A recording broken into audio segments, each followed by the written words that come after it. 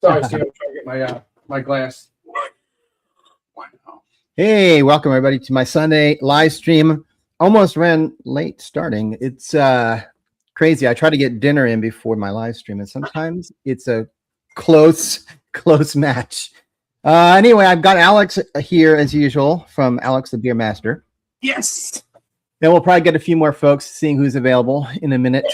But in the meantime, I'm going to talk about a quick beer. This is not going to take long because I've already talked about this brewery. So I don't need to discuss it really again because I've had several of them on this Sunday stream. I will mention, I guess, again, for those who haven't heard the spiel, I like to try to get a beer that is pretty accessible. So I'm trying to steer away from like local craft beer because that means only people in my area maybe could get it. And then it's kind of like, well, why do you want to hear about a beer that you can't even get? So I'm trying to find beers. It's mostly going to be like German beers and, this style that, Belgians or whatever that hopefully is kind of distributed pretty well, but I wouldn't necessarily call it macro, at least not in our country. Probably in other countries it is, but not here so much. Anyway, so I've already had, was it last week? I had the Duchesse, oh man, how do you pronounce it? I'm not going to try again because I can't remember. I don't have it in front of me. But it was basically the original, like non-adulterated version of this beer that they make, their flagship. Then what they do is they take it and they put it into, they make, first of all, the beer itself is a Flanders Reds. They make a red ale. They go through all the fermentation, everything. Then what they do is they mix it into a big wooden vat called a fooder. It's got different names depending on the country, but that's what they call it in Belgium. And it's like a big wooden barrel, like you'd have whiskey or something in it, except it's way bigger. And so the barrel impact is not quite as much as it would be if it was a smaller barrel. And also, I think that these are also kind of like, what do they call it? I'm drawing a blank because I was running fast, but there's these whiskeys and beers where it's just a big vat that they're constantly adding to. And so you will sometimes get beer that's in there or whatever liquid it is that's quite old, but it's mixing with newer, like a constant, it's never like just emptied completely. Anyway, I think that's what they do. The cherry version is the Duchesse Red, and that one has like actual cherries that they macerate inside the wooden barrel and let it basically age for, I don't know, it's like a year and a half, 2 years. So it's a long time to make this beer for them. And then this one is that cherry beer. So it's the Flanders Red. They put it in the fooder to ferment. It gets a little bit of a sourness from the cherries, but also because there's wild bacteria and stuff on the wood. So it's getting the sourness from that as well. But it's not technically a sour beer because it's actually starts its life as just a regular ale. And then it basically looks like a secondary fermentation or a dual pitch, Anyway, this one is chocolate version. They added somehow chocolate to the cherry. I looked high and low and could not find any like information on how they add the chocolate. So I don't know, what it said. It just says like essence or flavor. So it could be chocolate syrup. It could be they made a tincture or something. It could be cocoa nibs. I'm not sure because they aren't talking. But yeah, Duchesse chocolate cherry. It's got the same lady on the front that has on the other cans and bottles. Kind of old painting style, like the Mona Lisa or something. And I think this is around 6.8. I was just looking for the ABV. Yeah, it just says there's 200 grams of whole cherries and natural chocolate aroma. So I'm not sure exactly how to take that. Oh gosh, it's so hard to read the. What would you think about it? You said natural chocolate. Yeah, I don't know if that's 6.8. real. Sorry.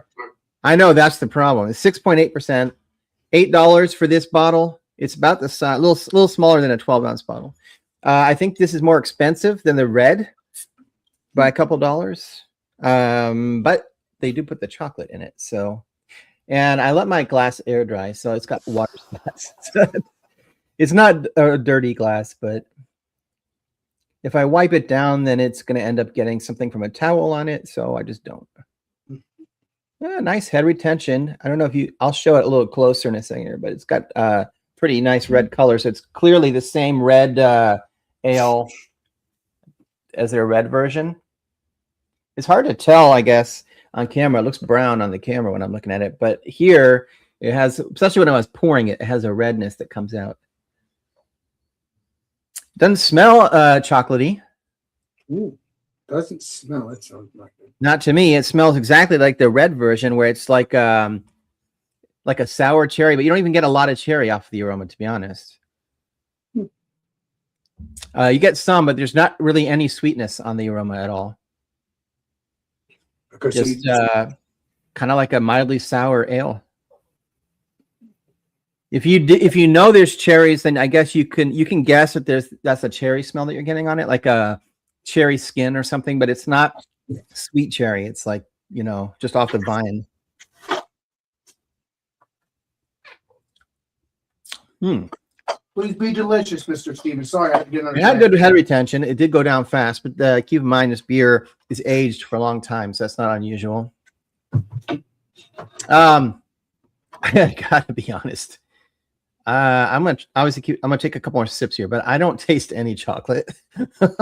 You don't taste any sweetness or any chocolate at all, just the cherries? And the cherries are more sour. It's more sour tasting than the normal red that and I have a couple of the red in the fridge. Yeah. I would go with the red, not this one. This one's more expensive, and I think maybe I'm getting a tiny essence of chocolate on the finish, like on the back of your palate or back of your tongue after it's already out of your, you've already drank it, but it's very faint. Like, I don't even know if I can really call that chocolate, or it's just because it says it on the bottle. So I'm thinking it into existence. Well, it should be chocolate if it says it. I don't get an aroma of chocolate. I don't get any flavor. All I get is a very unsweet, like kind of sour cherry ale. Not even as like the Duchesse red is much sweeter than this. Wow, it's not bad. It's not like I don't like it, but it's not what I thought it was gonna be. And yeah, I don't know. That's weird. I hate when a beer isn't what it says it's gonna be. If it's gonna say chocolate, I should be able to taste chocolate. We had Equilibrium the other day when Alex and I were, trying it, and we had the same issue. Like, it said coconut or something, but it ended up tasting more pineapple-y, but it didn't say anything about pineapple in it. So it's the same problem. Like, if a beer says if they put it on the label, it should be there. I don't know. I am representing Beer Man tonight with his middle finger. Hefeweizen. He did the beer. Yeah. So let's do this. I'm going to bring Alex up, and then I'm going to see who else I can get on. I'm surprised no one else is on yet. I'm surprised. Oh, I haven't invited anybody else yet. Oh, I know. I'm sorry. I don't know. I don't know this thing. So what we're going to do is we're going to do two other halves. That's going to be two different beers. Not all the time, because again, that would be not good. But I will definitely do it once in a while. Maybe if I can find another half, if I have another half. Is this the same one? Yes, this is a different one. So we got it. I'm gonna take a picture on both, but actually, no, I'm not gonna do that. I'll do that after I'm done because I don't want to take 50 years. So today, because you already seen the pictures from regularly. So today, I don't know what to do. Flying. Okay, today we're gonna be reviewing other half, which is off season, pro. We've already reviewed that, but again, let's pretend we didn't, because again, I want to see what it tastes like when we drink two different, things here. It's gonna just taste like IPA anyway, but it doesn't matter. So that's what we got there. You saw that on the stream the other day. Pretty cool. All right, and then this one. We have other half is broccoli bros or something. This right here.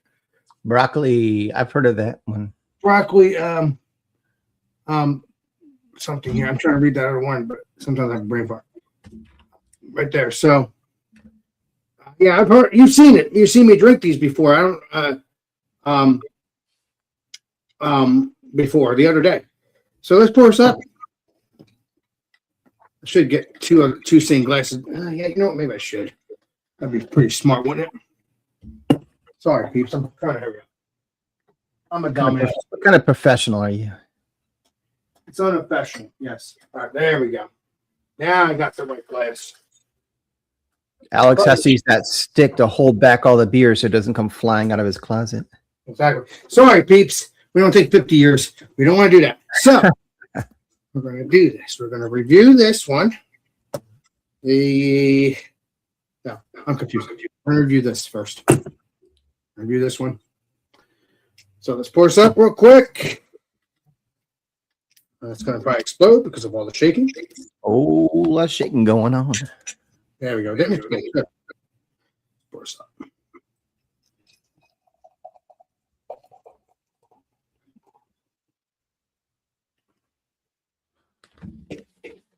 Now that looks delicious. Looks like a new one. I feel like it should be.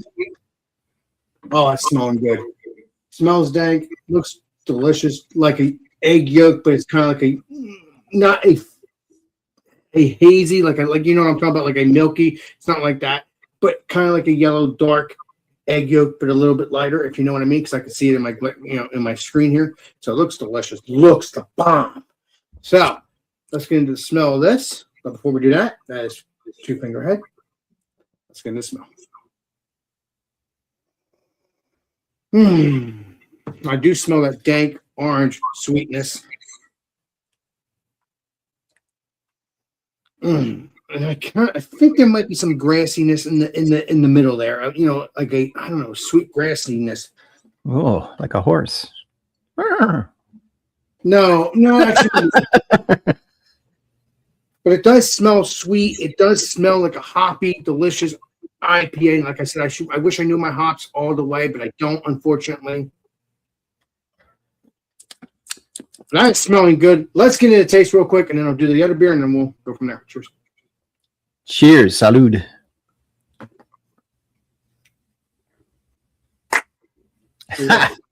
Delicious. I gotta get more other half because these are my last two cans, I think. Or maybe there might be one more. But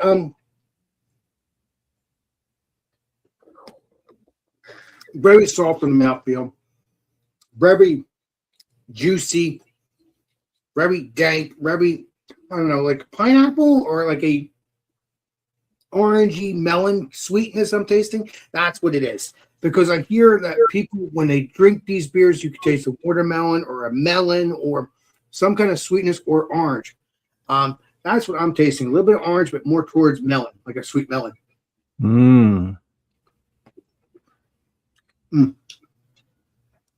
Or a strawberry. It could be a sweet strawberry because one of these beers have a note with strawberry on it.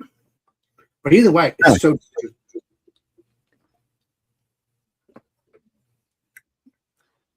Very good summer beer. Very tasty. Very soft mouthfeel. It goes down really smooth on the palate. Is there any dankness or bitterness? Yes, as I'm talking, there is some slight bitterness right on the top of the palate. and then a little bit on the side of the palate too, and a little bit of warming, somewhat down the throat as I'm feeling right here into the chest. Mm.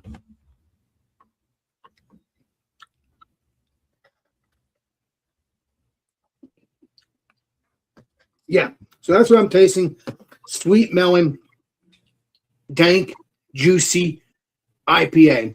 That is a New England IPA. It's very delicious. I try to explain things the best I can. Let's move on to the next because I don't want to take 50 years. Because Stephen might want to try some other things too. Let me see. Cheers, Brewing Bad. I have a question for you, actually. Yes, please do. Well, for Brewing Bad, who's in the chat there. So I just brewed I usually brew a New England IPA once a year. Not because I wouldn't do it more often, but just I like variety, so I'm always doing something different. But that one I like a lot, so I make it at least once a year.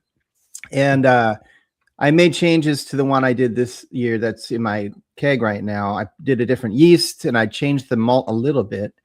But I'm not a huge fan of Simcoe hops, and I've always put Simcoe in it, but it can vary a lot from season to season, the flavor, and you can get that like cat piss, for lack of a better option, word. And so I'm thinking about replacing that next time. I'm wondering what you put in yours, because I was thinking of swapping that out for Vic Secret. I don't say Victoria's Secret. Ooh la la. Right there. Anyway, I'm definitely going to change the malt again next year, and I'm thinking about switching that out for like Vic Secret or something. So I usually do a tropical New England IPA, so I'm looking for something. I already put like El Dorado in it. I do put Citra. I could switch that too. The Citra gets a little old. It's in everything now. So right. Anyway, what's up, Keith? Ooh, yeesh. Sorry to hear about your dentist appointment. Even getting just a cleaning is stressful for me. So I mean, it's stressful when you get a tooth pulled. It's well, with that compared to cleaning. Cleaning hurts. Yes. Yeah, it can. If they do it the wrong way, but they're doing the right way. It just happens that you get that one little gum. It's over. Want me to do the quick review real quick, or you want to do another review? It's your show too. Wow, did you already finish that beer? No. No. What I was doing, I was drinking this, and I put the rest in the fridge. So what I'll do, I'll probably maybe do a little cuvee, maybe, and we'll see what happens, or maybe not. I don't know. We'll see what mood I'm in. So no, I didn't finish that beer. Maybe I should wait. Nah, I don't care. So what we're going to be doing, Brooklyn Bound. Yeah, that's what it is. Brooklyn Bound, double India. No, yeah, double dry hop India Pale Ale. Let's see. Yeah, that's gonna be a Westie. Yeah, I didn't finish that beer. No, I don't. I'm not rushing it. You never know, I guess, but that definitely sounds like it's gonna be a Westie. Well, it does say. Let me double check on that. Let me make sure I said that right. It is a double dry hop India Pale Ale, and I think that one was a double dry hop as well. The other one I just poured. Let's pour this up. Let's not take 50 years, shall we? This is your show. Alex is lining up his beers here. Not tonight. I'm not doing another beer after this. And if I do, it's gonna be hours from now. Probably not though, because we're only gonna be on for a couple hours, like you said. So that's what that looks like. That's what looks tasty, looks delicious. Now now. So Clifford? It kind of looks a little bit different. Kind of same color. Looks pretty similar. Yeah, it is. Exactly. That's what you were trying to do too, like when you did your stuff. Yeah. So that's what it looks like. That looks delicious. 2-finger head. You see how it's hazy, my friends? Oh yeah, it is hazy, but it's not milky. I would like to get a milky one. No, hazy. I'm just saying, like it's definitely one of the. Who was it? Keith that calls it a new age IPA. I'm going to say it is New England age IPA. That's what it is. It's a West Coasty, but it's hazy, and exactly. Yeah. West Coast is more dark and more bitter, but I can tell it's a West Coast because it's more bitter. All right, so and that's all that stuff is. I don't know what to believe anymore. Sometimes it's true West Coast, sometimes it's not. Let's get into the smell real quick. I think I do use Amarillo in mine already. Well, that smells a little bit more different. Wow. Okay. All right. Let me see here. Hold on. I'm sorry, peeps. Oh, wow. This one's more dank compared to this one. Wow. Yeah, because this is two different hops. West Coasty. No, a West Coast would be more bitter, though. I don't know. Now, let me pour a little bit more. I'm taking too long. I'm taking too freaking long. Yeah, it smells different. It smells good. Let's get a taste. Cheers.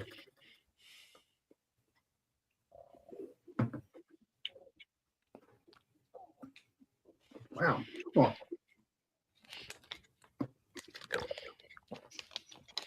That's a good bite. Good little, yeah, there's a bitterness there. Bitterness right there. There's like a soft mouthfeel. Then there's a slight bitterness, but it's not full on bitter yet. Hmm. I don't know. Let's see here. Hold on.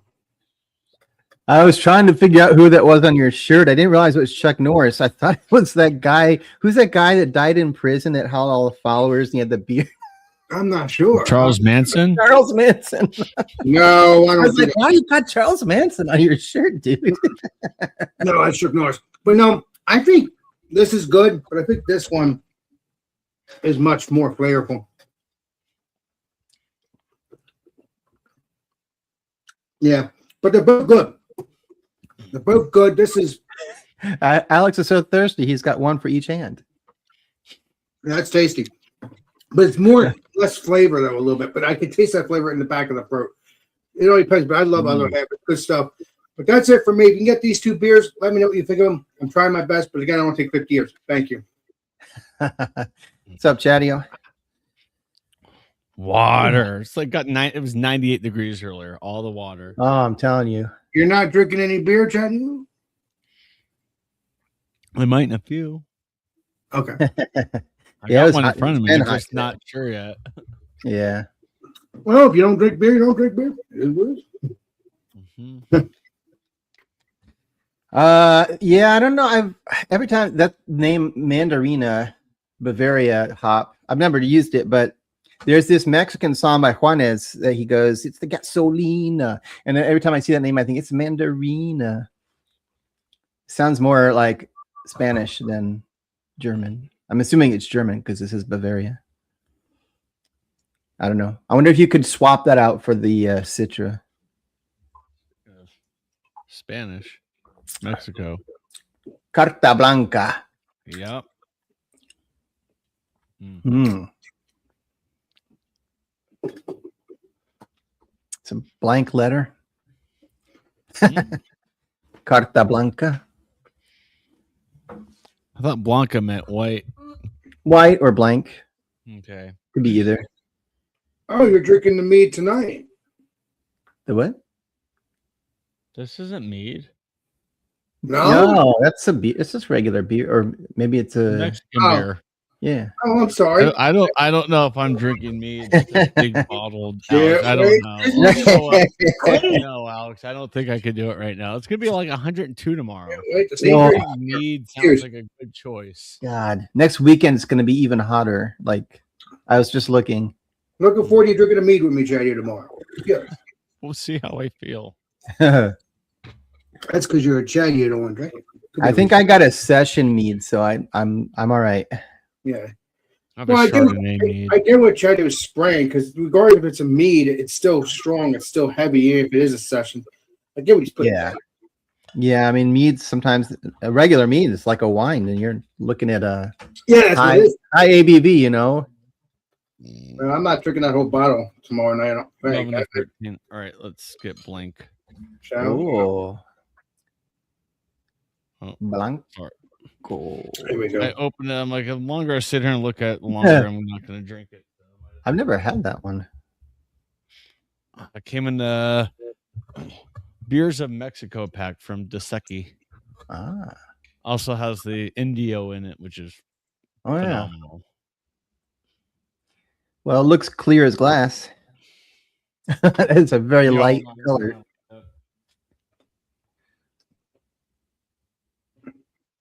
There, turn. Too much. Bright light. This is like the worst time of the year for behind me because it doesn't matter where the sun is. Just. But yeah, it's clear, very carbonated. Oh yeah. I'm a cone head. Look at it. Picture of it. You can see right through it. Yeah, it's clear as day. It's one of those carnival mirrors. Yeah. It's just as light as can be. It's 4.1%. Let's go. All right. Yeah. I should have waited for meats till next year. I don't know what I was thinking, but whatever. It's all good. I may or may not join Alex. I don't know. Well, see you in 20 years then. Or you Bring can a bag it close enough. You can, yeah, you can bring something else. I mean, well, it's not my show, but I'm just saying. It's light, refreshing, easy drinking, perfect for a 100-degree day. Perfect to drink, after you get off your roof from cleaning. Oh man, I was thinking about that. I was like, it's been so hot. Like, and next weekend's it's gonna be worse. So, ugh. Probably fall. Brewing bad. Peacherine. I'm not that. Is that the New Zealand hop? I can't remember, but I'm not a huge peach fan. I don't like the flavor that well, so I probably won't go for that. But it's an interesting idea because peach is a very hard flavor to put into beer. Like to get it, it's such a light flavor. It just doesn't usually come through. I think you know this. That a lot of times they use apricots instead. When they say it's peach, it's not really peach because there's not enough flavor. I've never heard of this. Is that Tangier hops? It sounds like Moroccan. They can't have hops in Morocco, can they? It's too hot there. Tangier. I don't know. But heavily spiced hops. A river. I'm looking at Morocco on the map. Like maybe. I don't think they grow hops there. It seems like you have to be in a very specific climate for hops. Yeah. Oregon, Washington. I mean, obviously they grow them in Europe, but they're Northern Europe. Some grow here. I've had some peach stout. Summer. That was tasty. Peach? Did you say stout? Yeah, from the legendary beer man. That's a really. Oh yeah, I remember that one. Yeah. Wonder how you. I could probably go find the video. I wonder how he did it because. Please be delicious. Wow, getting peach to come out on the stout would be even harder. Yes, it was. Sorry, it was that beer, Alex. Yes, please be delicious. There's delicious. Oh, is that what he called it? Yeah, from me. Yeah, he took my winter ale and kind of turned it around a little bit, changed it up a little bit. It's still really good. I think he called it Snowden. Snowden. Snowden. Get it? Yeah. There's a movie about it. I watched it though. I never watched the movie. There is a movie called Snowden. Just a whistleblower. I've seen it, and I've also seen the actual documentary with the real guy. Oh, they're very similar. The movie and the documentary are not much different, but I'm shocked because most of the time you don't have them fully the same. Yeah, I'm surprised there was, a documentary along with it, but I'm surprised the documentary is true to what it was in the movie because most of the time it's not. Even no matter what your politics are, it's still a fun movie to watch, just from the sort of the espionage sort of feel of it, Exactly. Yeah. Like, he's away somewhere, I think, because he can't get. I believe he's in Russia still. I haven't really followed, but that's where he was. He's been for a long time. He can't come back here because he'll get murdered. He wasn't planning on going there. He ran to Hong Kong, I think. Okay. And then I forget where he was planning to go, but they basically started blocking him to go through airports, and the only place he could get to was Russia. So that's where he ended up. I'm surprised Putin's letting him do that. I'm not. I don't think Putin cares, to be honest. He's on a rich. But yeah. I mean, I don't think Putin cares. It's one person, and he's not like over there like stirring up shit. You never hear from Snowden anymore. No.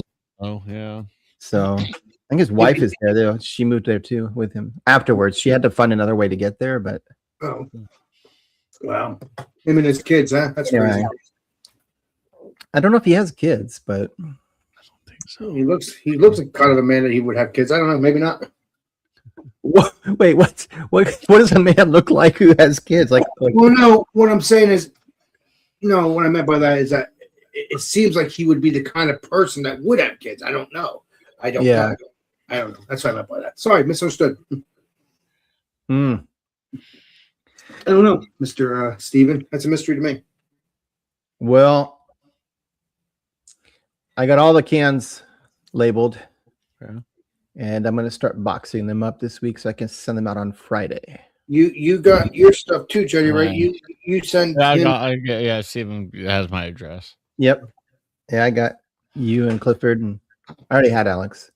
142 Evergreen Terrace, Springfield, USA. Oh God, please don't be giving me your Simpsons. I think it's 140. It's 142 or 143. Go ahead, troll. I forget that was created. Like that town is in Oregon. I don't think I've ever been there. Yeah, I thought it was based in Illinois because like all the other cities that they mentioned it are in Illinois around. No, I don't think so. I could be wrong, but like Matt Groening's from Portland, and I think that he based it on. Maybe not. It's been a long time since I've watched that.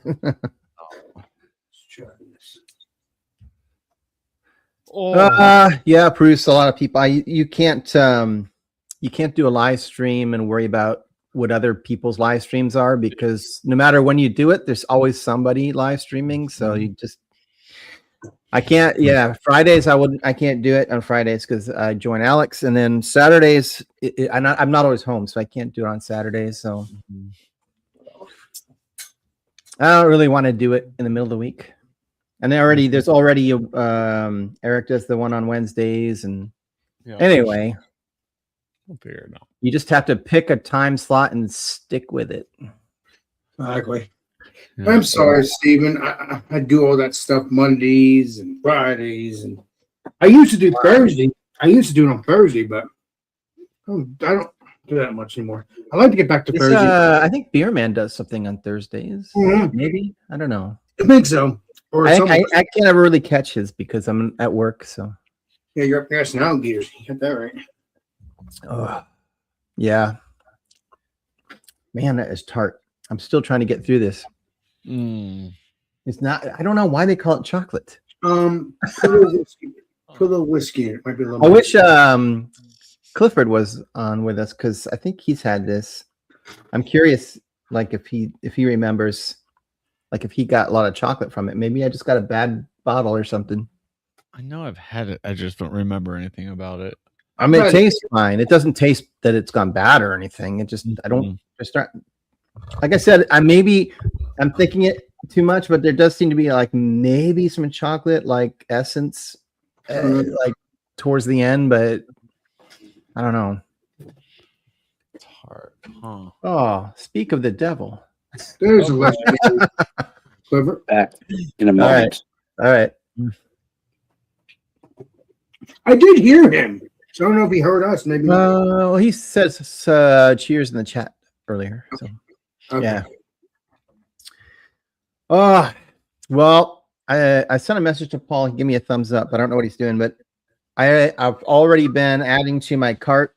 Like I said, the next beer order is going to be in his name because he sent me that big super chat.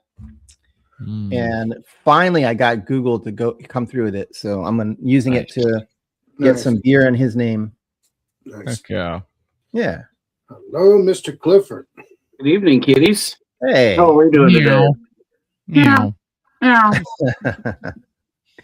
I was saying, I wonder if you remember this beer, like what it tasted like. Did you taste chocolate on it? I didn't get a huge amount of chocolate off, but what I did get off of it was more off of the I'm going to say more off the flavor than the nose, but it was very subdued.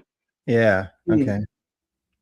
Very subdued. I did hear you. I've been listening to you guys for a while. I was just That's cleaning up from dinner and Had to get my trash out before the next storms roll through. Oof. Are you getting another? They're coming, aren't they, right now? I think I'm getting storms too. I think. Yeah, it's rolling.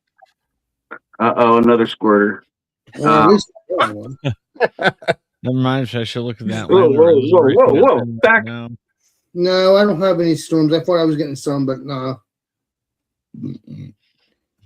It's so weird when I hear people like, of course, the East Coast, checking. Oh, do we have a storm coming? Because on the West Coast, I mean, it just rains. Like, we don't really get a storm. So, Well, it was from the time I got up. It was thundering and everything around here. We had severe thunderstorm warnings on either side of us again. A little bit rolled through here, but we got more coming in. Tomorrow is like 95% chance of rain. Oh, we almost never get thunder or lightning here. Occasionally, but it's very rare.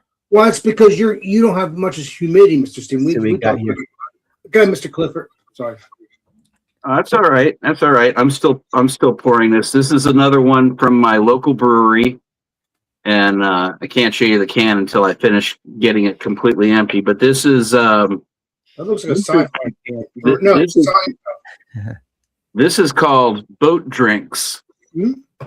Huh. And this is a tropical tart punch. Is how they describe it. Nice. Drink cold, keep cold, drink now. What we taste and smell. We smell fruit punch, tropical beaches, 9 a.m. cocktails. This is a 4% ABV beer brewed with, real fruit pineapple, passion fruit, orange, vanilla, and contains lactose. So I expect this to be tart and creamy. Just how I like my women. Mr. Steven, you're safe. Let's see here. Wow. That went up right to the top. Oh, it's tart, all right. Oh, it's not Mr. Approved. Oh, wow. Yeah, that's very yellow. Yeah. Oh, nice glass. Thank you. So yeah, that's what we got. Very, I'm not going to say pulpy because it's not like I've got floaty chunks in it or anything, but it's definitely got a real fruit flavor to it. I'm getting a lot of pineapple right there. I didn't really get a chance to do the nose because I was trying to sip it down a bit. It's like almost that smell that you get when you open up a fresh 8-ounce can of pineapple juice. Because it has a little bit of that pulpy aroma to it. I also get a little bit of like lime.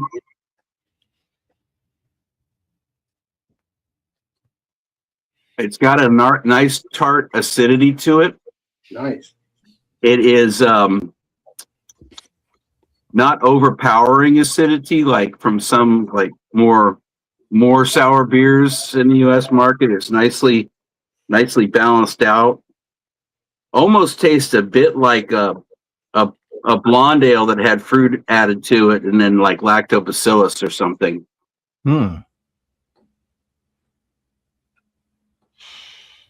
That's right, tolerable. That one is.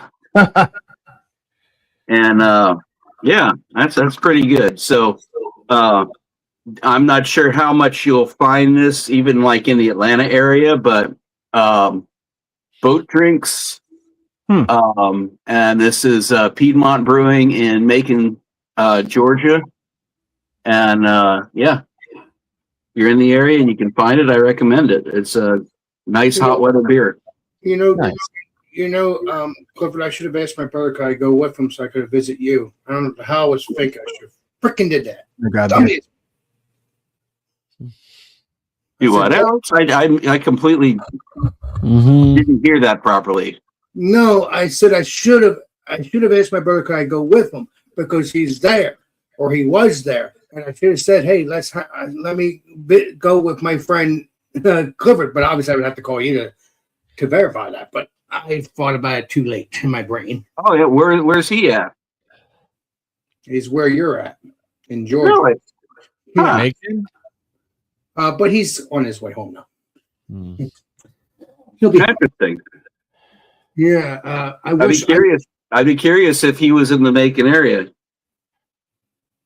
I'm going to ask him that. And if he was, I'm going to say, if you go back, I want to visit my friend Clifford, as long as Clifford says it's okay. Mr. Clifford.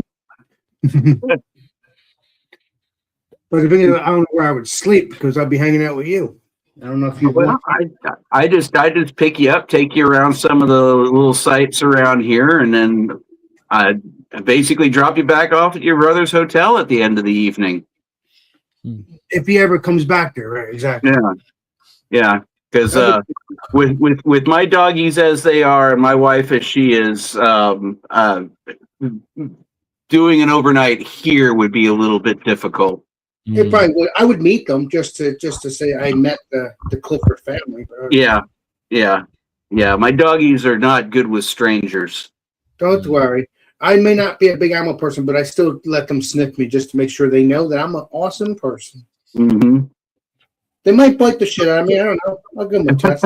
Would you let sniff you, Alex? I would because you don't because the dog knows that even he might know that I don't like animals. He might know that, okay, he's not here to hurt me or my owner, which is you, Clifford, and all the people that are in the house, which is his wife and all. So yeah, I think I would let him do that because even if I'm not a big animal person, I would still let him do it. Go ahead, Mrs. Stevens. I forgot you're going to do called Brunch Junkie.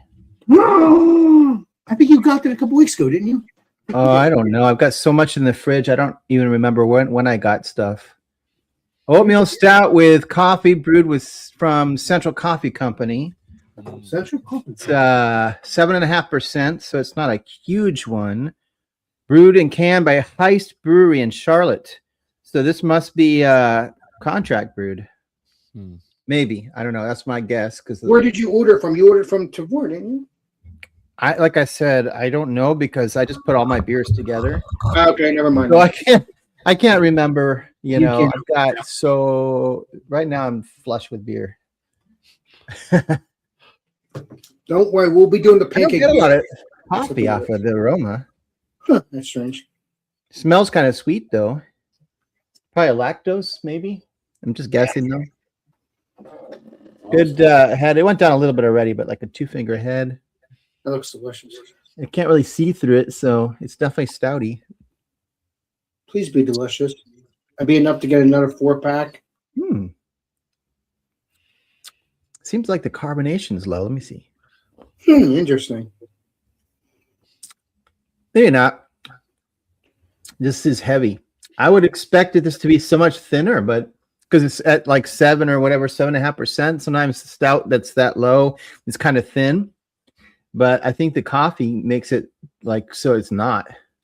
Definitely. I don't know if they use cold brew for it because it's not very bitter, that's usually how I do my coffee stouts. I use cold brew. Good. Yeah, it's really good.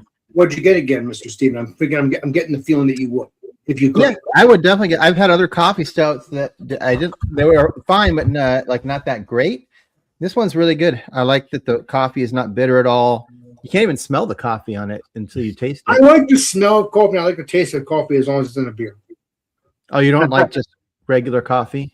Oh, no. I do like the smell of regular coffee, which is crazy. I do.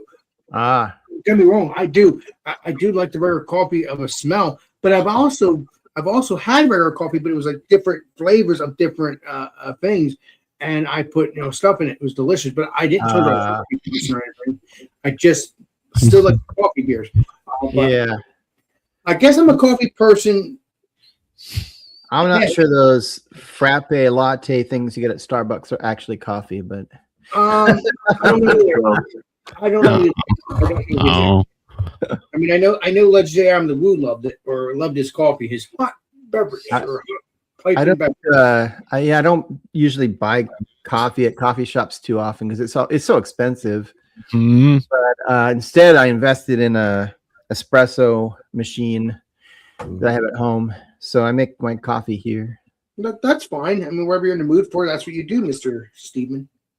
I remember this is not that great a story, but when I was coming back from Spain, one of the times I was in Spain, I was on an airplane, and there's this guy next to me was from Italy, and he was an exchange student, so he was going to spend time in like with an American family, and he's like, I'm so tired. He's like, they were coming around, on the airplane, they come around and ask you if you want coffee, and so he's like, yeah, I need coffee.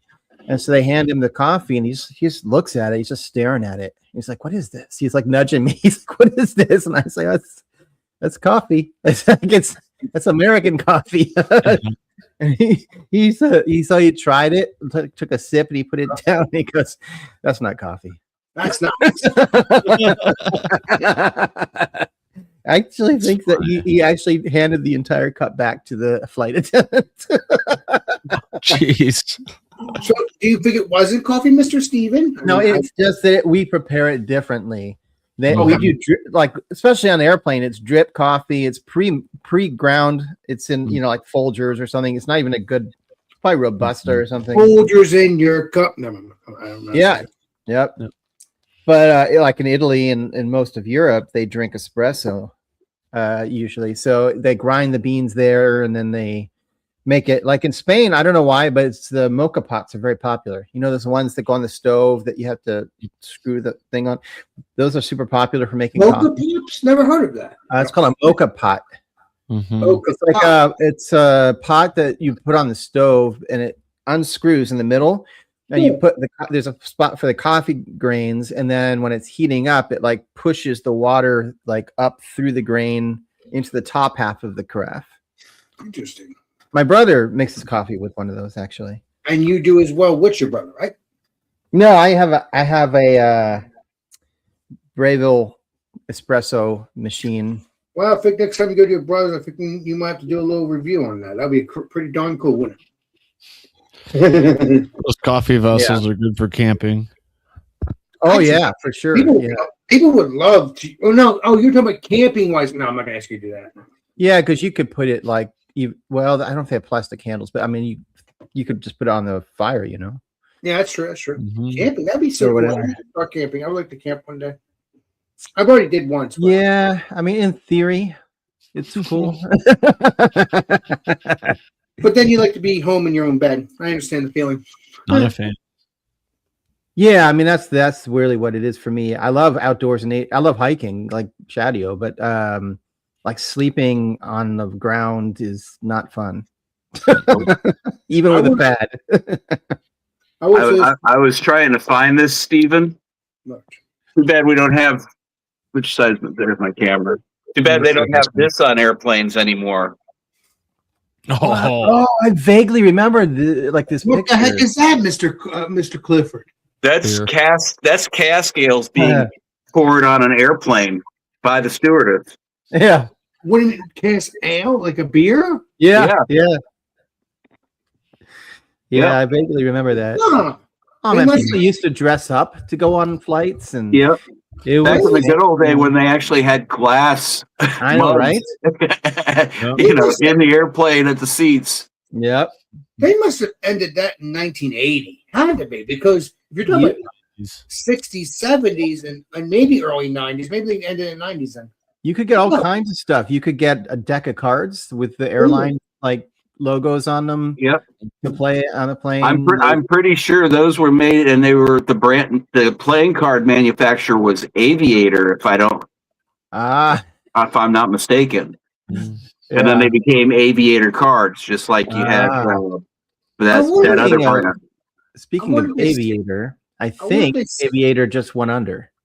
Oh, wow. I didn't actually read the article, but I saw something that said all of the celebrities were backing out. What's Aviator? That's it's a gin company. I don't know if it was Ryan Reynolds or something, or Ryan Reynolds. Are they really gone? I briefly saw something when I was flipping through the What's it called? Aviator? What is it called? Aviator, like flying, Okay, Aviator. Okay. Gin. Aviator. Ryan Reynolds backed Aviator Gin shutters its Oregon distillery. There it is. Wow. Yeah, that's right by my. Oh, I shouldn't say this, but it's right by my work. Okay, Well, it's right apparently there. it was. It's not anymore. Something to, That sucks. They're gone. They weren't bad. They weren't bad at all. I'm looking at this right here, and there's no permanent close or anything. As far as there's probably variants because I see Amazon. I'm not Amazon. I see Wikipedia might have that too. So I'm not. I'm thinking there's probably multiple. Because if it was one, I don't know. I don't know because it doesn't say permanent close. It does not say that. You just reminded me of we have or at least had in Georgia distribution from a Aviator Brewing Company that I believe was either in Alabama or one of the Carolinas. I'm looking it up It now. looks like maybe they just closed the distillery. They don't actually say they stopped making it. That they just decided to, like, Diageo owns Aviation. Like, they own a ton of distilleries. So they still. So, it's they're not still clear. It just making says that they closed the facility. Okay, so they might be making. Well, if they are, I don't know where they're making it. Yes, that is where they distilled it. You might put Colombo, Mr. Steven. I know you can, Colombo, Steven. Aviator Brewing, it's probably far different from that because they've been around for a few years, but I always thought it was just a family-owned thing, and it, from what I'm seeing, it looks like it's a completely different name or a different place. They made some good beers, but they stopped bringing them into Georgia. What does it say, Mr. Steven? It's Diageo is. What's that? Colombo, Steven. Go ahead. Diageo said it's already started moving Aviation's production from Portland, but it doesn't say where. Huh? It says they're just moving it out of Portland. I wonder if they're just not moving it too far. If they're not moving it too far, you can still go whenever they tell you when it's moved.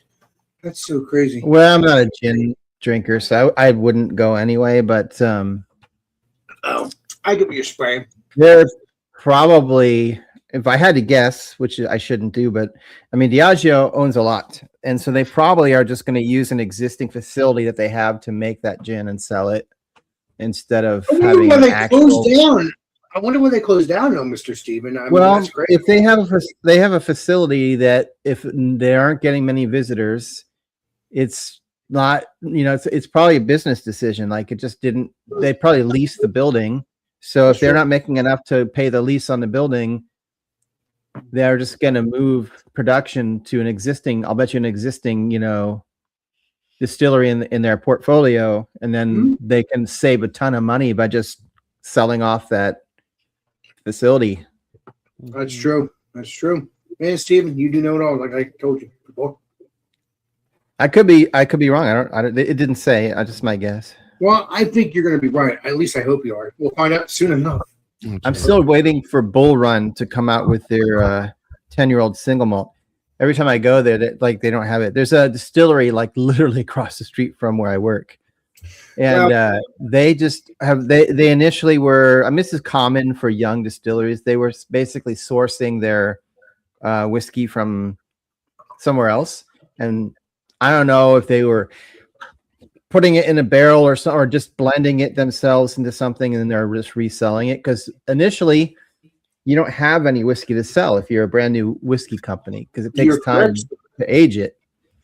But I think they're close to where, and so I'm still waiting to see if they'll come out with a single malt. Well, they'll let you know because they're right next to your work, right? So you can go to them and talk to them anytime. Yeah. Last time I went in, they did not have like a single malt. They were focusing on like all these other things, but not that. Well, you can still bury their stuff too to see what you like as well. Because you said single malt, but see if you can bury the other ones that you see too that are not single malt. But I primarily just do single malt whiskey. You are something else. You're a king. You're the king of single malt, and I'm the king of other half and doing on IPAs. Yeah. Oh, there's always a few. There's a few breweries that are Yeah, there's a few breweries that always are good. So like if I see what's it called? So I can't even think of it. Firestone Walker. I'm almost always gonna buy it because especially if it's a barrel aged, whatever they have, because it's almost always good. I know where I can get the pills. There's a Pivo Pills. That's such a weird name. That's such a weird name. It sounds weird, Mr. Steven. But they have it at some of the bottle shops, but I probably won't get it till next month just because I already have so much beer. I'm not making a separate trip right now. Exactly. And also I don't know when I'm going to order the pancake one. I'm going to be ordering it soon, but I just don't know when. I don't know when I don't know when you're going to review it. I don't know when. I want to do that on your channel because I want to continue that series. Yeah, we should do that because I mean that's not one I would review on my live stream since it's not one that's. I suppose anybody could order it, so it is somewhat accessible, but you do have to order it. I see a series in that area on your channel. So yes, if we do a series, guys, that's what it is. Different stouts. If you want to join us, you're more than welcome. As if you have that beer with the Mr. Steven and I, that would be amazing. Because I like the new series that we have with the Steven and me on his channel. Because I'm hoping it's helping your channel out. I hope, but at the same time, I'm having fun with it.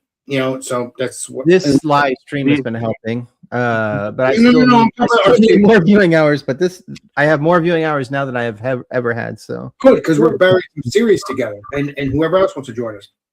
Oh, by the way, Stephen, Pivo, the definition of that or the translation of that is from Slovak dialects, and it literally just means beer. Oh. It's good though. I've had it. I've heard that it's good, so I definitely it's on my list. I hope they still have it when I eventually get back to those two bottle shops. Hope you'll be joining us. I hope you'll be joining us, Chedio, on the series that we're making up with me and Steve. But we'll see, Alex.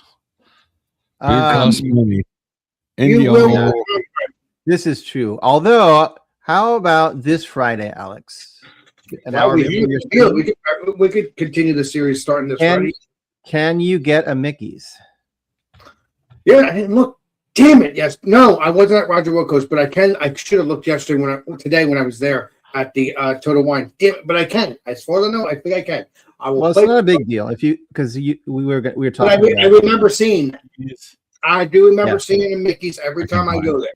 Every time I go to Roger Wilco's. So, but I should have looked today at Total Wine. I forgot, but I do know they had it at Roger Wilco's. So I will pick up a 6-pack. I think I'm gonna love it anyway. I like malt liquors anyway sometimes, and so I think I like it. But yeah, I mean, if you can't get it for this Friday, we can just do it another Friday. But yeah, exactly. I'm sorry. Maybe I'll see if I can get Mickey's maybe next to my work. We'll see. And if I can't, we will we'll bury it the following Friday. Exactly.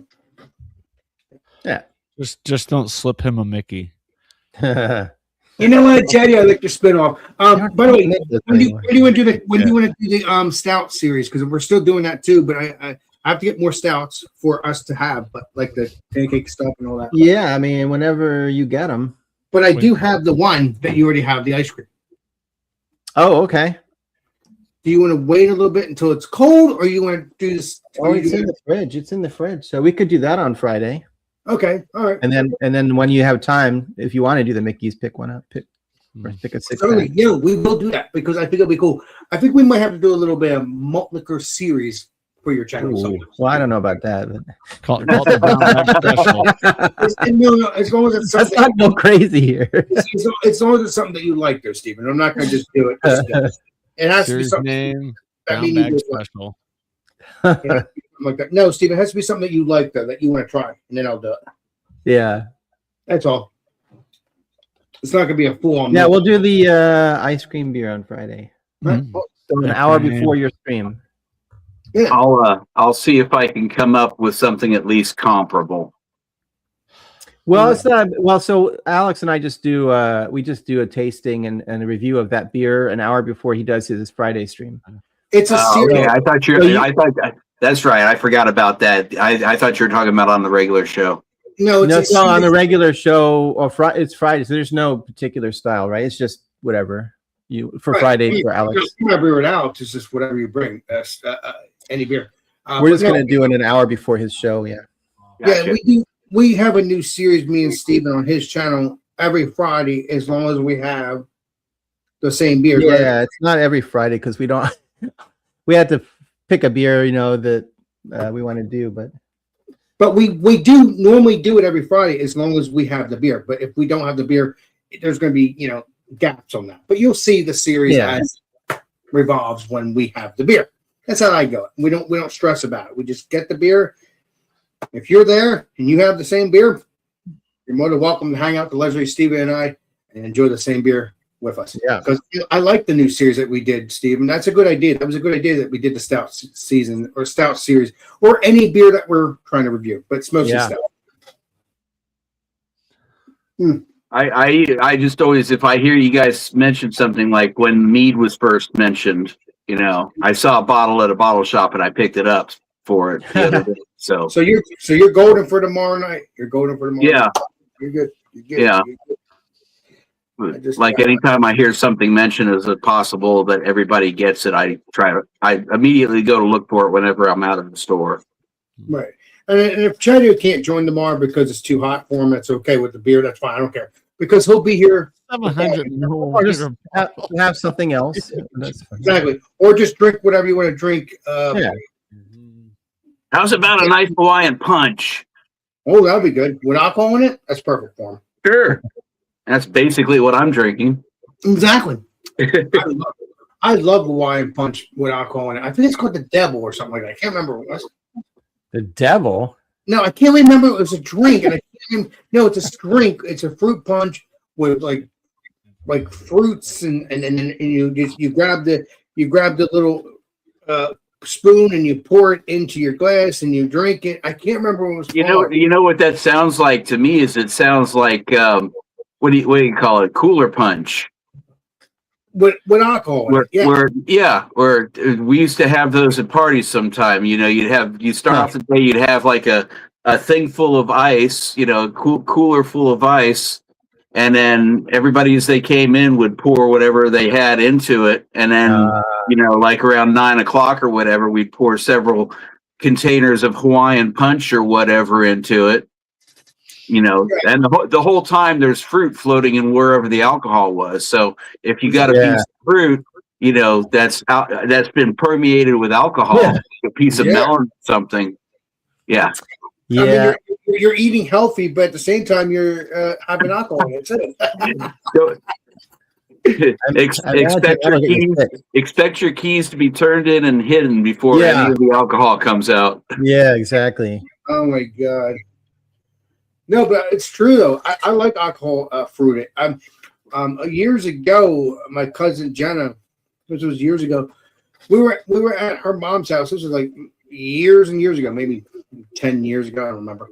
I was sitting at the table. I don't know what I was doing. I was maybe eating something or whatever. But she or Jenna or one of her friends grabs a piece of fruit, bites into it, and she says, "It tastes weird." Well, let me play Columbo. So I grab a piece of fruit as well, and I said, reason why it's tasting weird because it's vodka. It's true. It's true because if you're a kid and and stuff like that, and you think, oh, there's fruit, and you go bite into it. Well, thank God I knew that's what it was because they didn't know. Yeah. And so this is like 20 years ago. 20 years ago. When I was a kid, I think I was predestined to like single malt scotch because I remember I used to get in trouble because my mom's drink was always a scotch and soda. Oh, nice. And even as a kid, there were times when they had their like cocktail parties, and when they turned their back, I would run up and drink my mom's scotch. Well, you are Steven. You are legendary. And then she would be like, "What?" And then, of course, they put me to bed. But why would they put you to bed? You didn't do anything wrong. You're a saint. Well, when you're like under 10 years old and you drink a glass of, alcohol. Yeah. That's my parents when they were young. When I was real young, they used to have parties over at the house occasionally with adult friends and everything. And I remember one time waking up and they would all gather and drink and play canasta. That was the big we thing did that back then. too. Yeah. I never And, heard of that.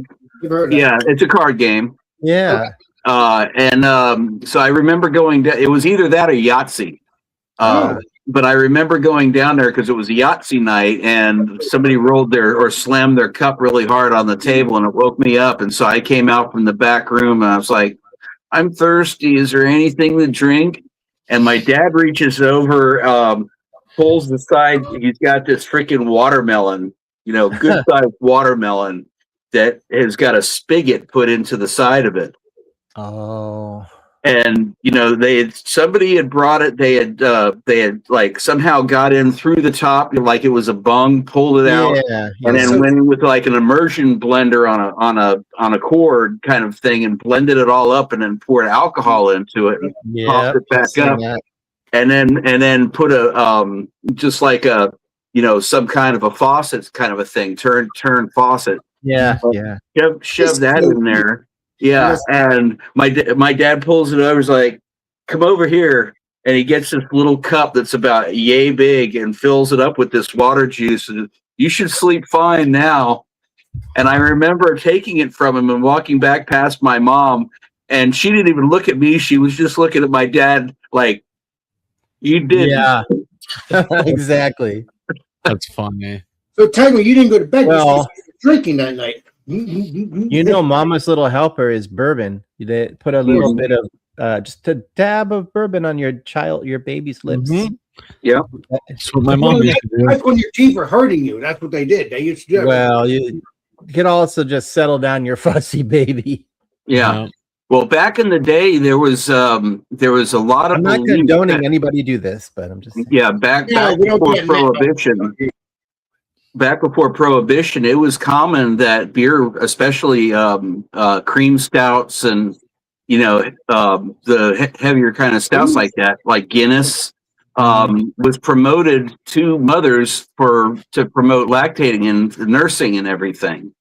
Huh. And it was thought that the vitamins in the beer would transfer over to the infant. Huh. And it wasn't until when Prohibition happened and everything, and they were bringing beer back, that they said you can't advertise in that way anymore. There's no proof of that.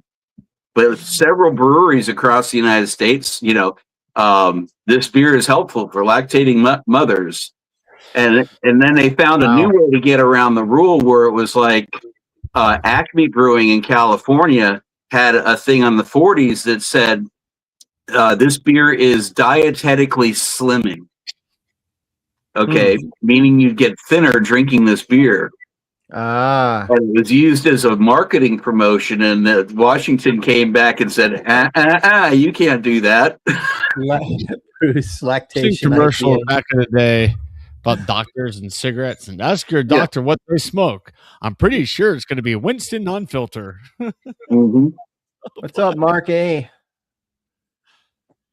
I swear. Mark A, have you met Bruce? It's so funny. What's up there, I figure Mark? you know each other because you're both Canadian. I swear. I'm gonna be talking what are you doing, Alex? Biggest I was meaning to ask Paul the other night what he thinks is the best all-time Canadian beer movie is. Oh wow! Take off, hoser. I don't know. Yeah, I'd be curious to what he says about. I discovered one that's from Canada that I had never seen or heard of before. Isn't there a movie about beer that's based on a true story? I can't remember what it was. I couldn't remember, but it's recent in the past couple of years. I don't remember. Something beer run, the best beer run or whatever. Thank you. It might have been. I don't know. No, this one, it happens to be a Guy Madison film from like 2005 or so.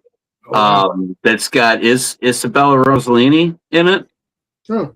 And it's she plays this like baroness for this big brewery in Canada, and the prohibition is going on in the States, and she's putting together this promotion to sell her beer in Canada, whoever can perform the saddest music in the world will win like a lifetime supply of beer. And so basically I'm watching this movie, it's like, that's a weird premise, and everything's filmed in like this 1930s black and white with little splashes of color that appear here and there. And so it's like pre-war and during the whole Prohibition time. And so she has this big cash pot and everything, and it's these different countries competing against each other, sort of like World Cup, to see whose country has the saddest music that's ever performed. Right. And it winds up, it's almost like this weird battle of the bands to get to the beer. And with a strange love triangle mixed into it. But yeah, weird ass movie. It's called The Saddest Music in the World. It's on YouTube for free right now. Look, I'm gonna be honest. I don't really like beer that much. Thanks a lot. Middle fruit. My God, do we have 3 Canadians in the chat? That's all of Canada is in the chat right now. Oh, I'm kidding. Blame Canada. I don't know. Strange Brews, that movie. Oh, is that what that is? Yeah. Yeah, Strange Brews, that other one. Yeah. So weird. Yeah, I heard Getty's back after his little sickness. So Rush is going to continue on tour, and hey, blame Canada. Okay. Well, I mean, at least they have one good band in their history. Nickelback, right? It's got to be Nickelback. It's Justin Bieber. I mean, come on. Followed by Celine Dion. And what's that girl that what's that girl? Alanis? Oh, you know what? She was not bad. She's not bad. I'll give you there's 2. She's all right. You're forgetting the most she's right because she's angry. You're forgetting the most important musical star of the last 50 years. Scar. That would be William Shatner. Oh, but he's not a singer. I mean, he's not as. Come on. got I mean, like 6 I know. But so did Griffin. What's his name? Like Andy Griffith or whatever. Like just because they put out an album doesn't mean they're. Have you heard any of the players that are on those albums? He did a duet with Henry Rollins that fucking is great. I'm sorry. Freaking wonderful. No, who's that skater chick that was from Canada? Avril Lavigne. Avril Lavigne. Yeah. Yeah. I don't know.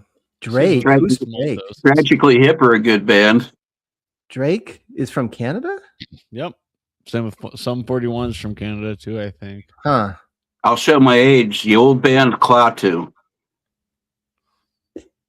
Sounds vaguely familiar. Yeah, the Carpenters covered a song by them called "Calling Occupants of Interplanetary Craft." Check it out. I'm wearing your shirt, Bierman. Yeah, everybody. Their first album, they didn't have anybody's names on it, and they thought that it was the Beatles reunited.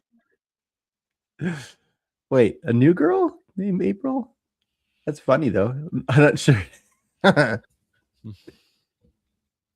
Oh man, Canada has a lot of tragic musicians that. I mean, they have what's her name, Celine Dion. Oh, Celine Dion. Yeah. The Guess Who. Yeah. Loverboy. Bachman Turner Overdrive, if I'm not mistaken. Yeah, I ain't seen nothing yet. But baby, ain't seen nothing yet. That chick that sang that song for Footloose just died. Oh wow. Mm-hmm.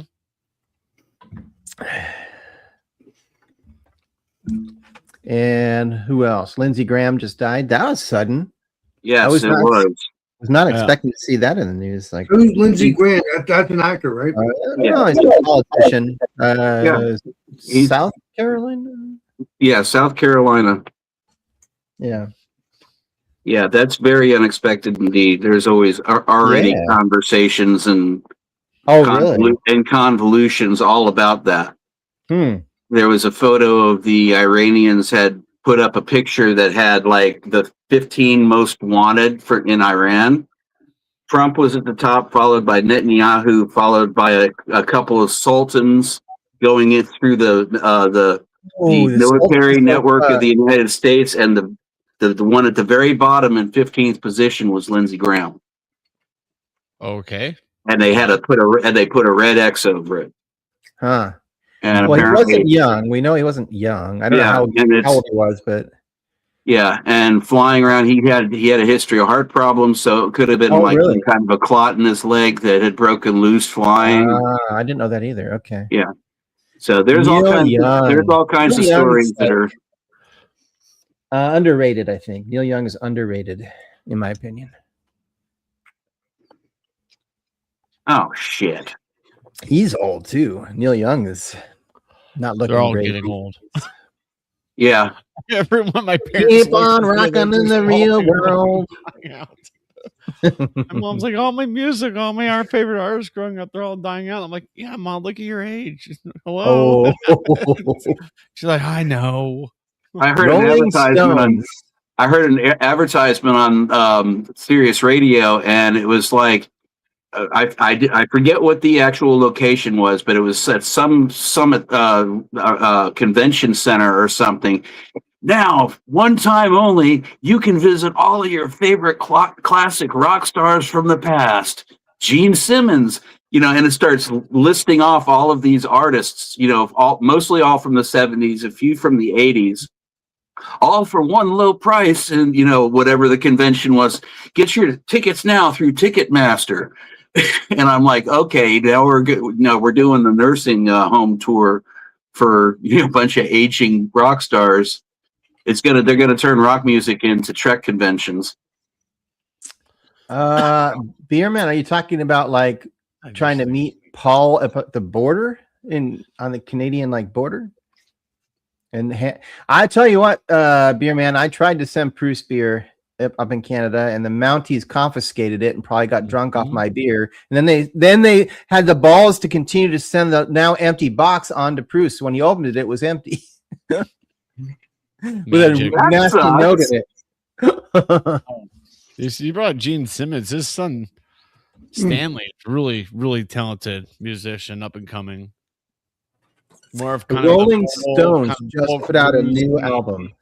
Pop is in their 80s. Rolling Stones in their 80s just did a new album. That's crazy. I mean, look at Paul McCartney just did a new album that went. I think it was classic rock chart #1 in Europe. Throughout Europe. Sang at Taylor Swift's wedding, apparently. Yep. Well, I think this is Paul's last song because the whole album was about his early days with the Beatles and stories about that. So, he's done that before on older albums. Yeah. What was the worst concert I ever saw? That was awful. Yeah. CBSA, Canadian something Association. Snatching Association. Canadian Bullshit Association. Canadian Beer Snatching Association. Yes. I know, Neil Young, right, Beer Man? Mm-hmm. Telling you.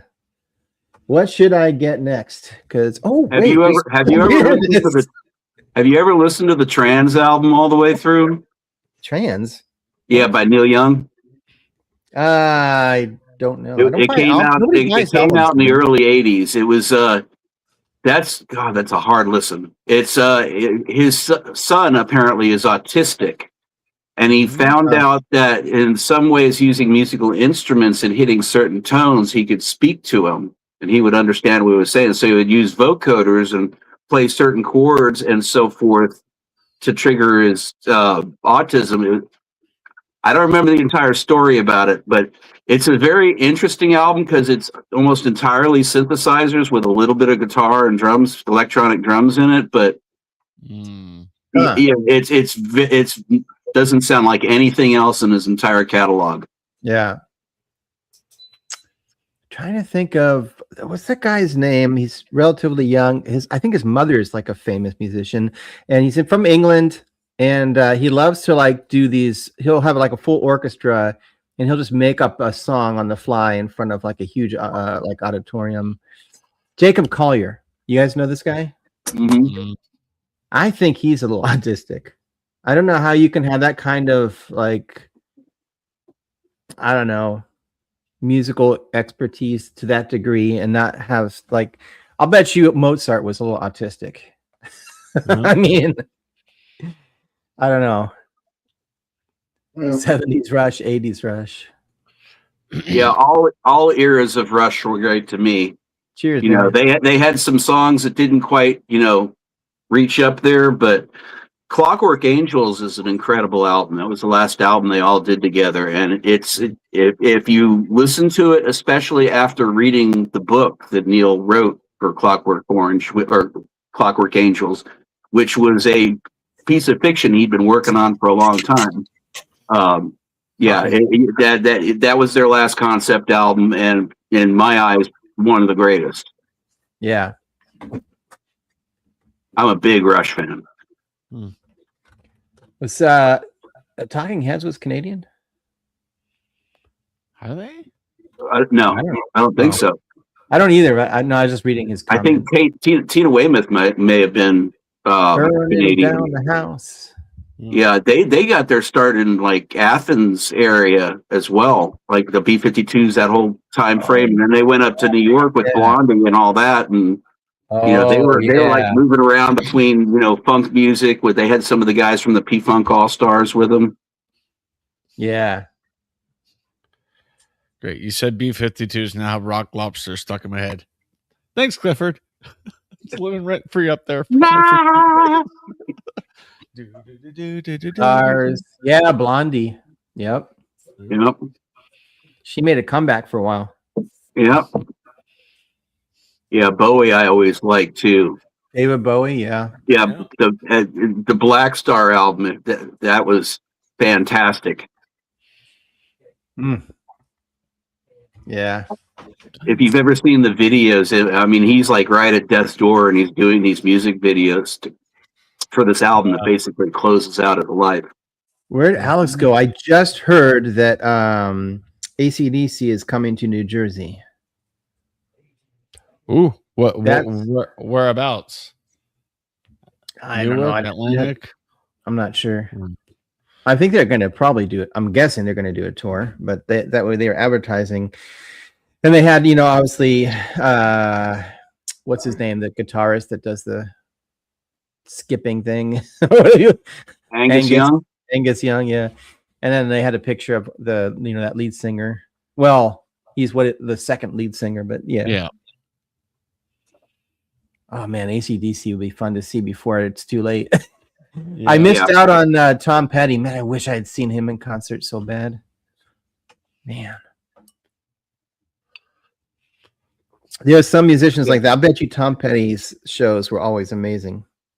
I missed out on the last tour for Rush. Went with Neil with them, and they played in Atlanta, and I couldn't get off work at the time to get up there.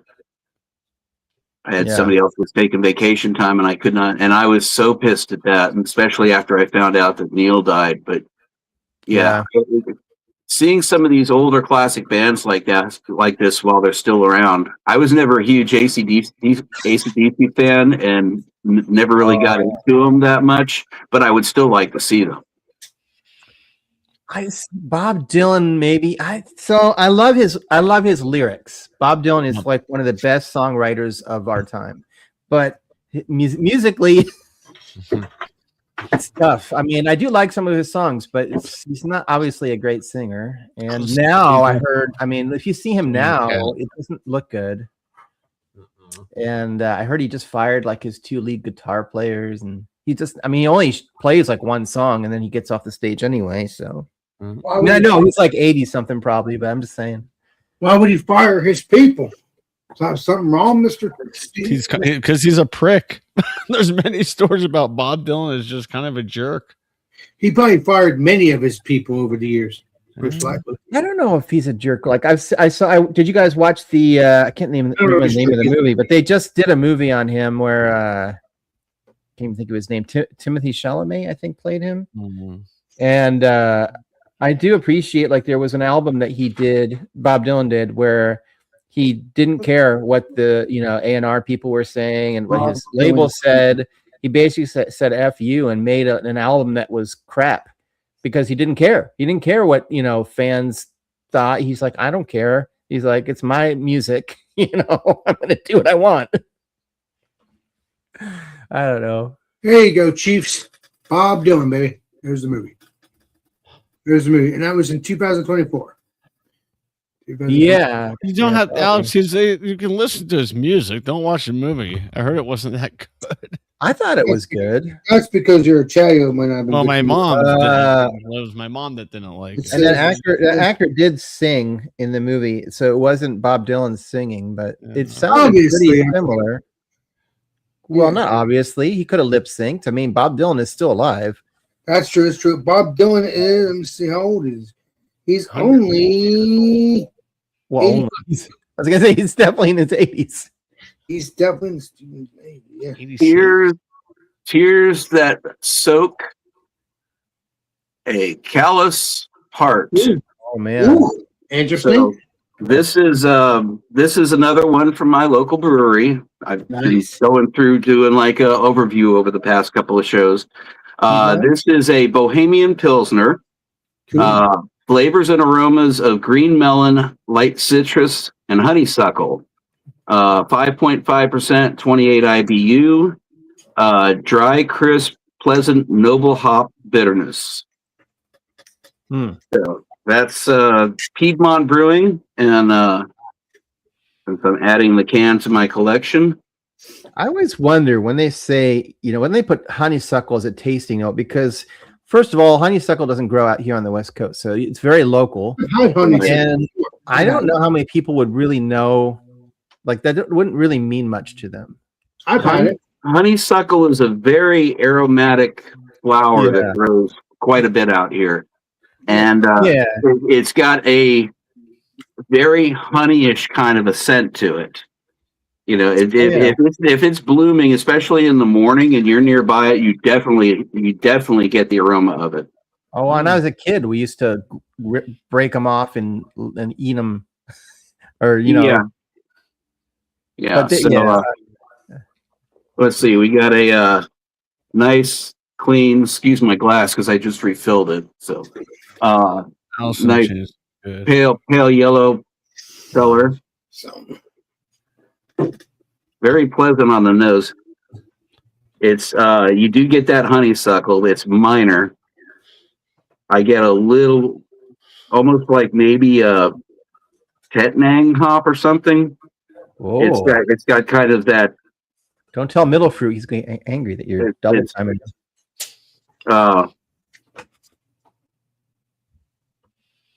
Sparkling on the tongue, nice. The hops come back across the tongue and the front of the tongue and on either side before it washes back into the back palate.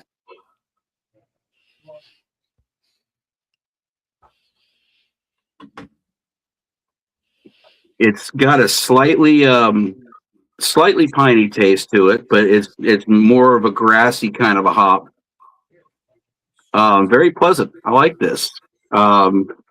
These guys continue to make good beer, and I've tasted very few of them that I would rate poorly. So Piedmont Brewing, if you're ever in the central Georgia area, highly recommend it. One sec, I'll get you down. I'm just trying to pull Don't bring me down. Oh, well, that's how I just wait, Steven. I tried another plug out front here, in the living room, and this didn't turn on. Oh, the fan? Yeah. So I thought it was going to be I thought it was because something's wrong with my room, but it's not, because it would have. Yeah. Yeah. So the company will be getting talked about on my channel tomorrow. What's the fan? Are you going to get a new one? Yeah, I'm going to get a new fan. It doesn't matter. But the same, you know what? I gotta stop blaming the company. It's a couple years old, maybe 5, 6, 7 years old. So Things are made to break, Alex. they do that because they want money. And I'm going to talk about that one day on my channel. Sarah VC, am I saying that right? I like his logo. What is it? What are you talking about? Oh, right there. Okay. Oh, the drops. I like that. The drop. Yeah. Thank you, Thank you, Chadio, Yeah, for cool. explaining to me. Good logo. I'm sorry, Chadio. What happened? I said thank you for explaining that to me, Chadio. You're a saint. You are. No, correct. yeah, don't worry. Yeah, I mean, how long is my refrigerator going to last? It's already 2 years old. It's like basically half life. Well, I hope it lasts for 30 years because most refrigerators do. It's not gonna last that long. It may last 10. Yeah. My grandma had her. My grandma had her refrigerator till 2001. What? Well, that was before she got sick with the Alzheimer's. But yeah, prior to that, she had the fridge since how long she lived in that house. Back in the day. Yeah, I've had mine going on 15, and unfortunately, a few of them were when the kids were still home, and reach for plastic drawers to pull out some fruit or something from the fruit cabinet, and the drawer goes crack. Thank you. It's now become a beer fridge. Well, I mean, your kids are saints because you turned it into a beer fridge. You're good. Oh yeah. Now my dad has a fridge he brought with him from Colorado to Tampa back in like 1990. It's in his garage. It just Nice. There's a little coolant coming out of the bottom, a little liquid at the bottom, but he's like, it stays cool. Yeah. Freezer still works. I'm like, that's unheard of. You're not talking about these fridges. You're not talking about the fridge I have here, right? Like like a mini fridge. No, it's a full size fridge. Oh, nice. Top freezer, bottom. Hell yeah. Nice. I got a buddy of mine that was at an estate sale and bought an old 1940s era Kelvinator refrigerator that, at the time was like the top of the line big one that they had in the 1940s. And he brought it home and was never able to get it going. I'm like, man, you need to call a specialist in here, come fix that thing. And you can set yourself up an awesome beer fridge, just repaint the outside and the original colors and everything. All right, Alex, I got to go drain the grain. This is for you. You know what time it is. It's time to drain the main grain. See you in 20 years. You got that right, Steven. I love that.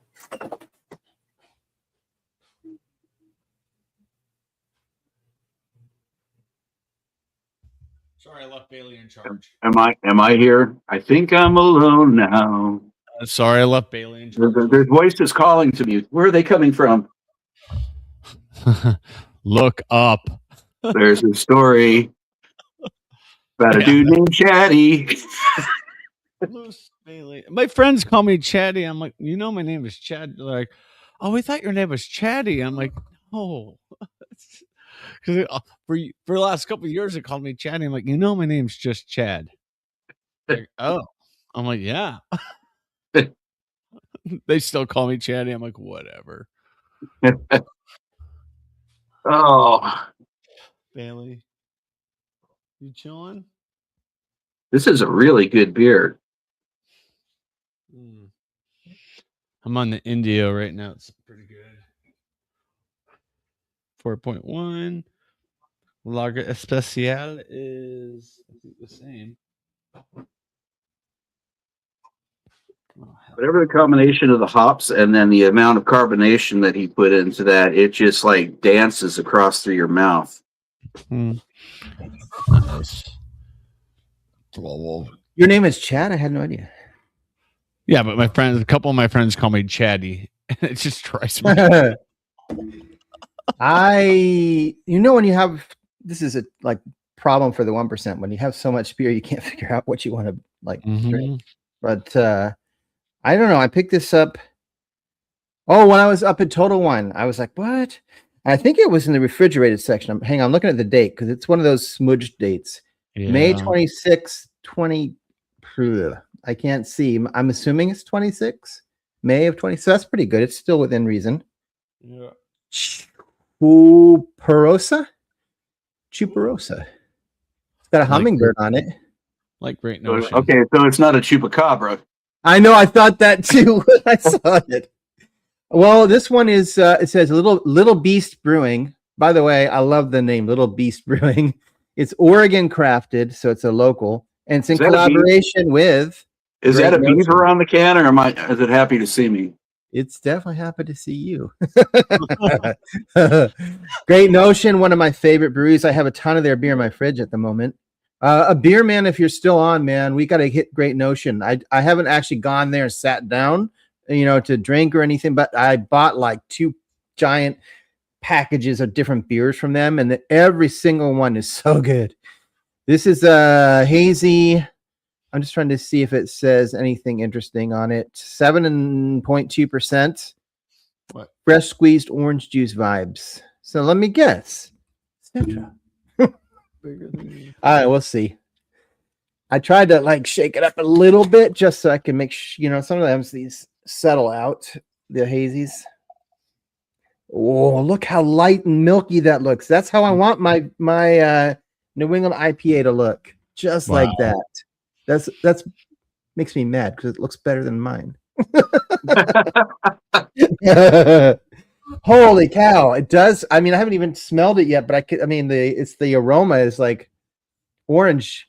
Oh man, it's like a freshly cut orange. Oh man, like a finger head.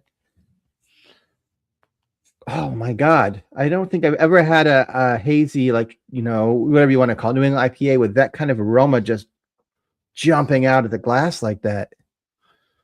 Wow. Okay, hang on. Super carbonated, refreshing, interesting. It is orangey, but it's more like a orange Julius. Like it's a creamy orange. I kind of wish it was just orange, not like that creaminess. I don't know where that creaminess comes from. There must be something. Maybe they put lactose, for all I know. I was thinking about putting lactose in my hazy next year when I make it, but I'm afraid that might change it in a way I don't like to. So I like it, man. Great Notion. And these guys, what are they? Big Beaver? Little Beast Brewing. Damn it, Clifford. Little Beast Brewing. That's I'm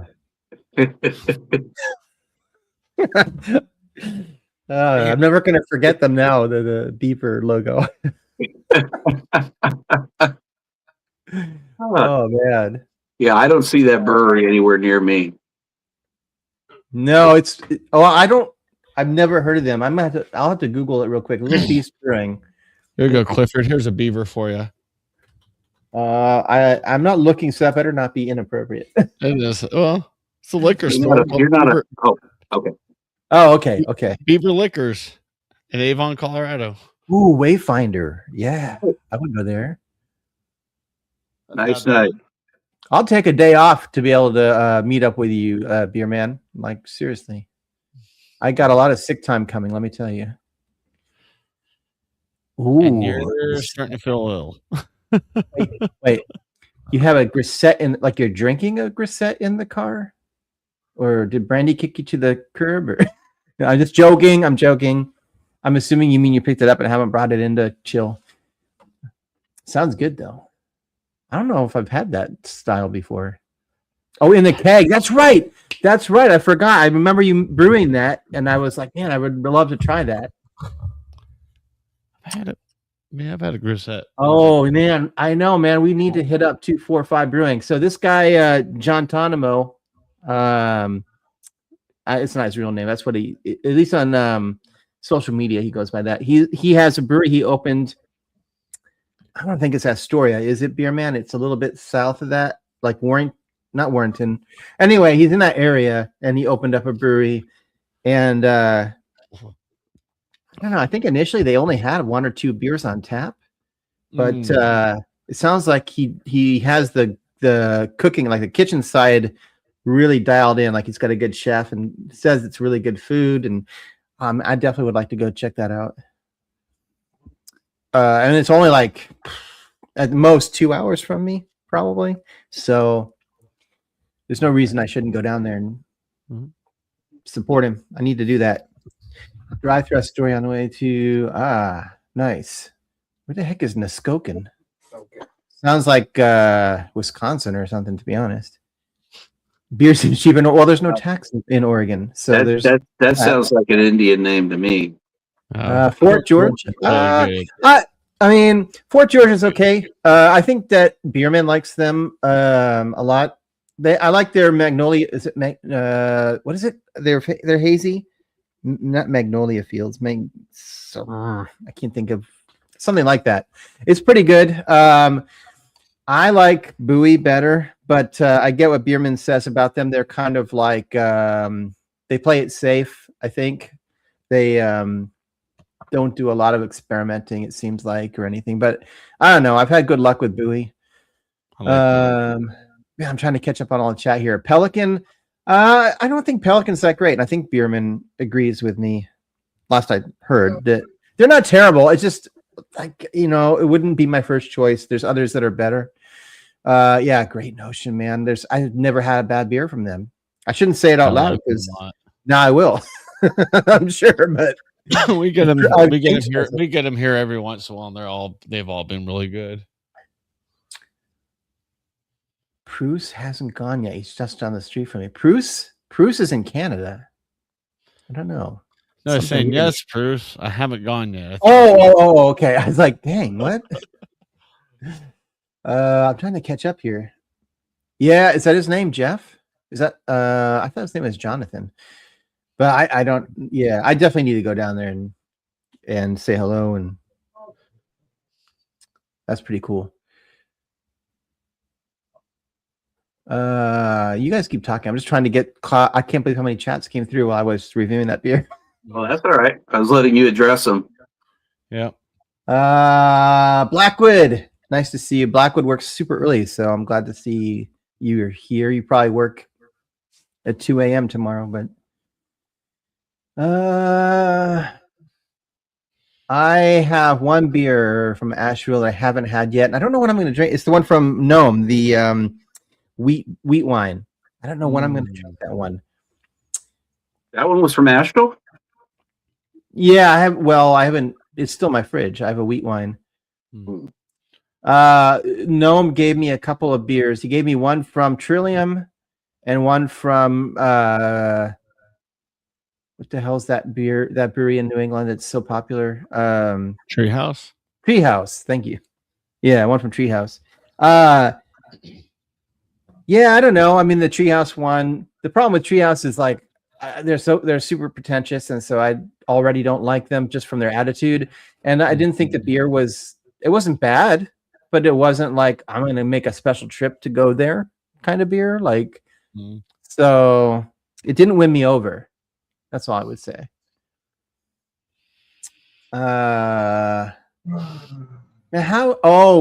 Blackwood didn't. I think Blackwood, you only had carry-on luggage. I don't think you would have been able to bring any back home. But I mean, I wasn't planning to either. But I mean, I ended up checking my luggage because Noam gave me some beer there. I don't like IPA. Well, I like hazy IPAs. But you're right. But that was before I even knew like what hazy IPAs were. I don't like West Coast IPAs. I don't like those bitter bombs. I don't know. I just don't like. I don't want that taste in my mouth. Like, I don't know. Chad, you knows what I'm talking about. Yeah, not a big fan of them. Every once in a while, maybe once a year, I'm like, all right, let me have a West. Yeah, I love those things. I will say. Sorry, I didn't mean to cut you off. I was just saying I love those things. I don't know if Bruce is still here. I'm still trying to catch up on the chat, but there is that beer from Belgium that Bruce said he bought like a case of that was outdated, but I bought one because I saw it in the store and I was like, I wonder if this is the beer that Bruce was talking about.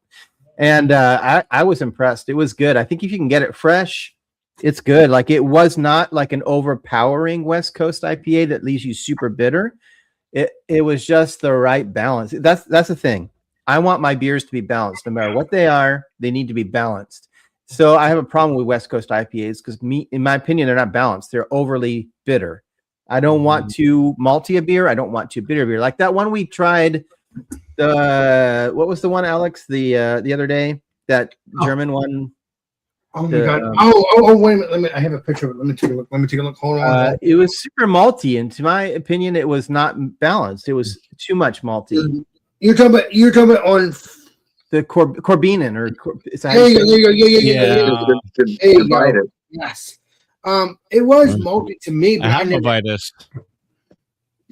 get Hepatitis. I'll have to still do that on a Monday. We'll have to do it one day. Yes. Hepatitis. Yeah. Try to figure that out. It's not hepatitis. It's just. I know it's like hepatitis sounds like a disease. It's a strong wheat ale. I think it's like 7.4% somewhere about. Yeah, battery 245. Is it called Vitus? I need to hit that up. It's called Vitus, right? Yeah, hepatitis B. What is that? ITUS, Alex. I know I can get into antibiotic. Oh my god, you guys. Did you go there, Bruce? That is the one I go to. Oh no, wait. Send me a picture, Chad. In North Alberta. No, I didn't go to that one. Great Notion has a location on the west side, northwest, that I go to. Same brewery. Yep. There it is. Oh wait, no, that's a Vitus. Yeah, that's it. But I don't know if I've had that. Can you send me a picture of that, Mr. Chetty, and we'll do that on a Monday? I will. Yeah, it's in Dad's hands. It's a Hepatitis Z. C. Yeah.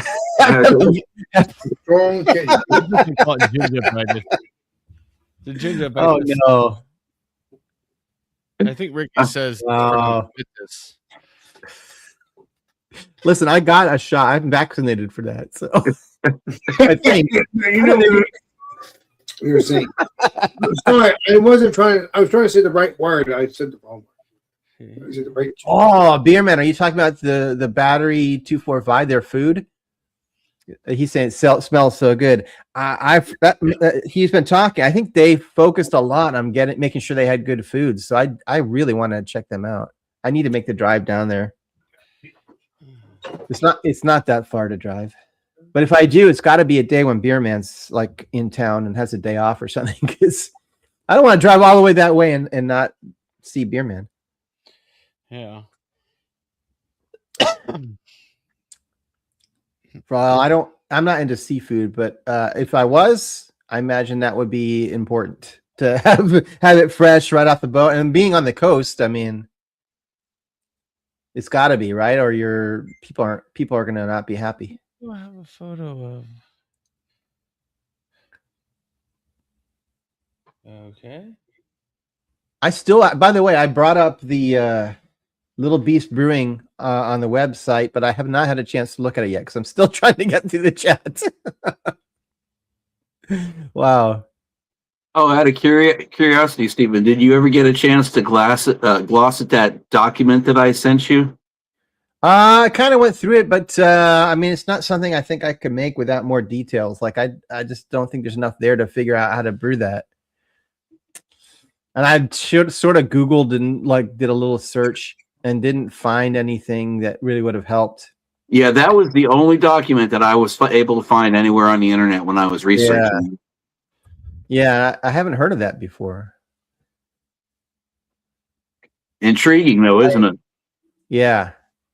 I did find no one else will appreciate this, but maybe Beer Man will. I don't know. Beer Man, do you remember Pyramid Ales? They during COVID, unfortunately, they went under. But heard of that. Pyramid made I think they're the ones that made that original apricot ale, right? They had a brew pub up in Seattle, and whenever I would go up, like once a year, I usually go up to Seattle for a mini vacation, and I would go up there, and sometimes I'd see a baseball game or football game, and the Pyramid had a place right by the stadium, like the baseball stadium. Well, they're football and baseball stadiums up there next door to each other, but they had not just the beer that was good, just like I'm thinking about this guy in Warrenton, the 245. Their food was insane. You'd think you're going for the beer, but I'm telling you, it was like Michelin star food. I've never tasted. I mean, it was so good. And when they went under, I cried. It was like Mr. Steven would have got. I would be a Land Shark approved. It would be a Land Shark Alex B. Mister. I know, but they shut down at COVID. They went under. So Was that They made- at the time that they were like in co-partnership with a couple of other like Widmer and a few other breweries? Wasn't Pyramid one of the ones to join that? I never heard that, but maybe. What's it called? Pyramid One? What's the brewery called back in the day?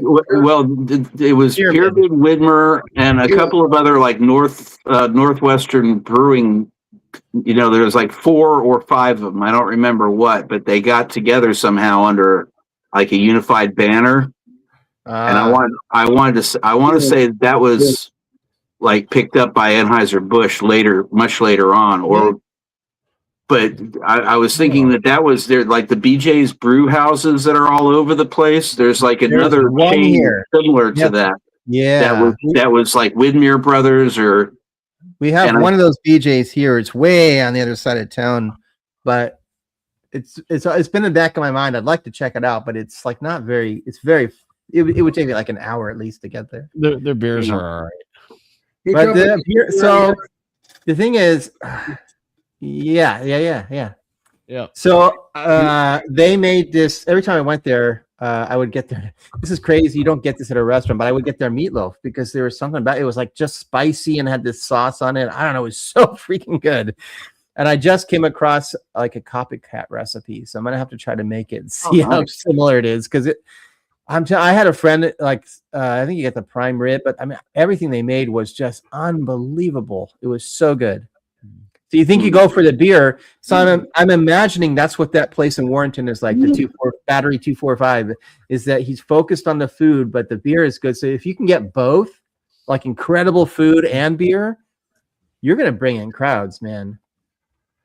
Seems like. Bruce, great notion. I have the blueberry pancake. I think I have 1 or 2 left in the fridge. Pancake. I don't think I have the maple coffee stout because I'm not a big fan of maple in my stouts. It doesn't I love my maple. translate that well, in my opinion, to a beer. It's weird. To me, it's a weird flavor in a beer. But and also, I think part of that is because if you just put maple in the beer when you're making it, it's gonna ferment out. It's not gonna taste like maple. So they have to like kill the yeast and add maple afterwards and back sweeten it with maple to get the flavor. So I don't know. If I had them both, I would definitely try that though. I'm not opposed to mixing beers. Their blueberry muffin is. I'm looking at this. Oh man, I'm not telling you to brew my recipe beer, man. Don't go by my last video. It wasn't the recipe that was bad. I scorched it is the problem. But the recipe I have makes a really nice sweet wine. I'm gonna be making it again, and I'm gonna get a barrel to put it in. And I can't wait to try. I was supposed to try. It was supposed to be a surprise, but I think someone sent it to me. If it was Chatty or somebody. I was gonna send you the wheat wine, but like I said, it. No, but it was a surprise. But by that point, it's a good thing I knew because hey, it scorched it. No, let's have it some other time because we want to be golden. No. Alex, he'd been talking about it for a while. It wasn't a surprise. No, but at one point it was going to be a surprise for me. But Blackwood, why didn't you? You had your luggage was too full. You should have left some underwear behind or something, man. A beer before underwear, man. Socks. Yeah, I would leave clothes behind for beer. Certainly, as long as you have enough clothes to wear. I mean, ooh, what's this one? I've never seen it. I don't know where I could get that. Duvel triple hop cashmere. Duvel. I don't know, but it sounds amazing. All right. What you got there? Oh, it's supposed to be bitter. There's some symptom of the universe. Duvel. I think there's a brewery called Duvel. They have the I heard there was a brewery called Duvel. It's crazy. Yeah. There's Duvel. Duvel. Yeah. You've had them before. It's crazy. I had them as a stout. Beer needs is more cowbell. No IPAs. I had the bell. But it was a stout. I want to try their IPAs. That seems like the perfect name beer for Clifford. I don't know why, but it does. Symptom of the universe. Yes. It's just beyond the universe. Because they have a series I called. forgot about UHF with that title of it.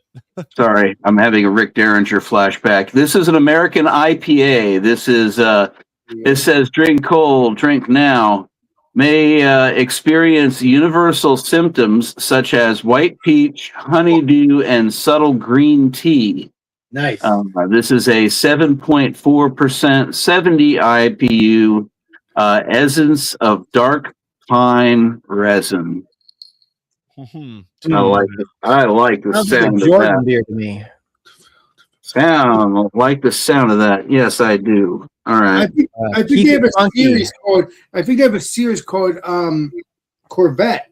Corvette vanilla. No, what's it called? White Corvette or red Corvette. I saw one of those beers, but I never tried it yet because it was only a 4-pack, and it was only like a 3rd-pack because somebody took one of them. I'm like, no, I need to have the whole pack because I know I'm gonna like the freaking beer. I know me. Middle fruit, you speak in my language. I love Munich. It is my favorite base malt for sure. All right. Mr. Clifford, did you know that there was a series called what's it called, Corvette or something like that? And I saw a white Corvette, but I wanted to try it, but it was only a 4-pack or something like that. It wasn't all the beers. It was just Right. I'm unfamiliar with that. Mhm.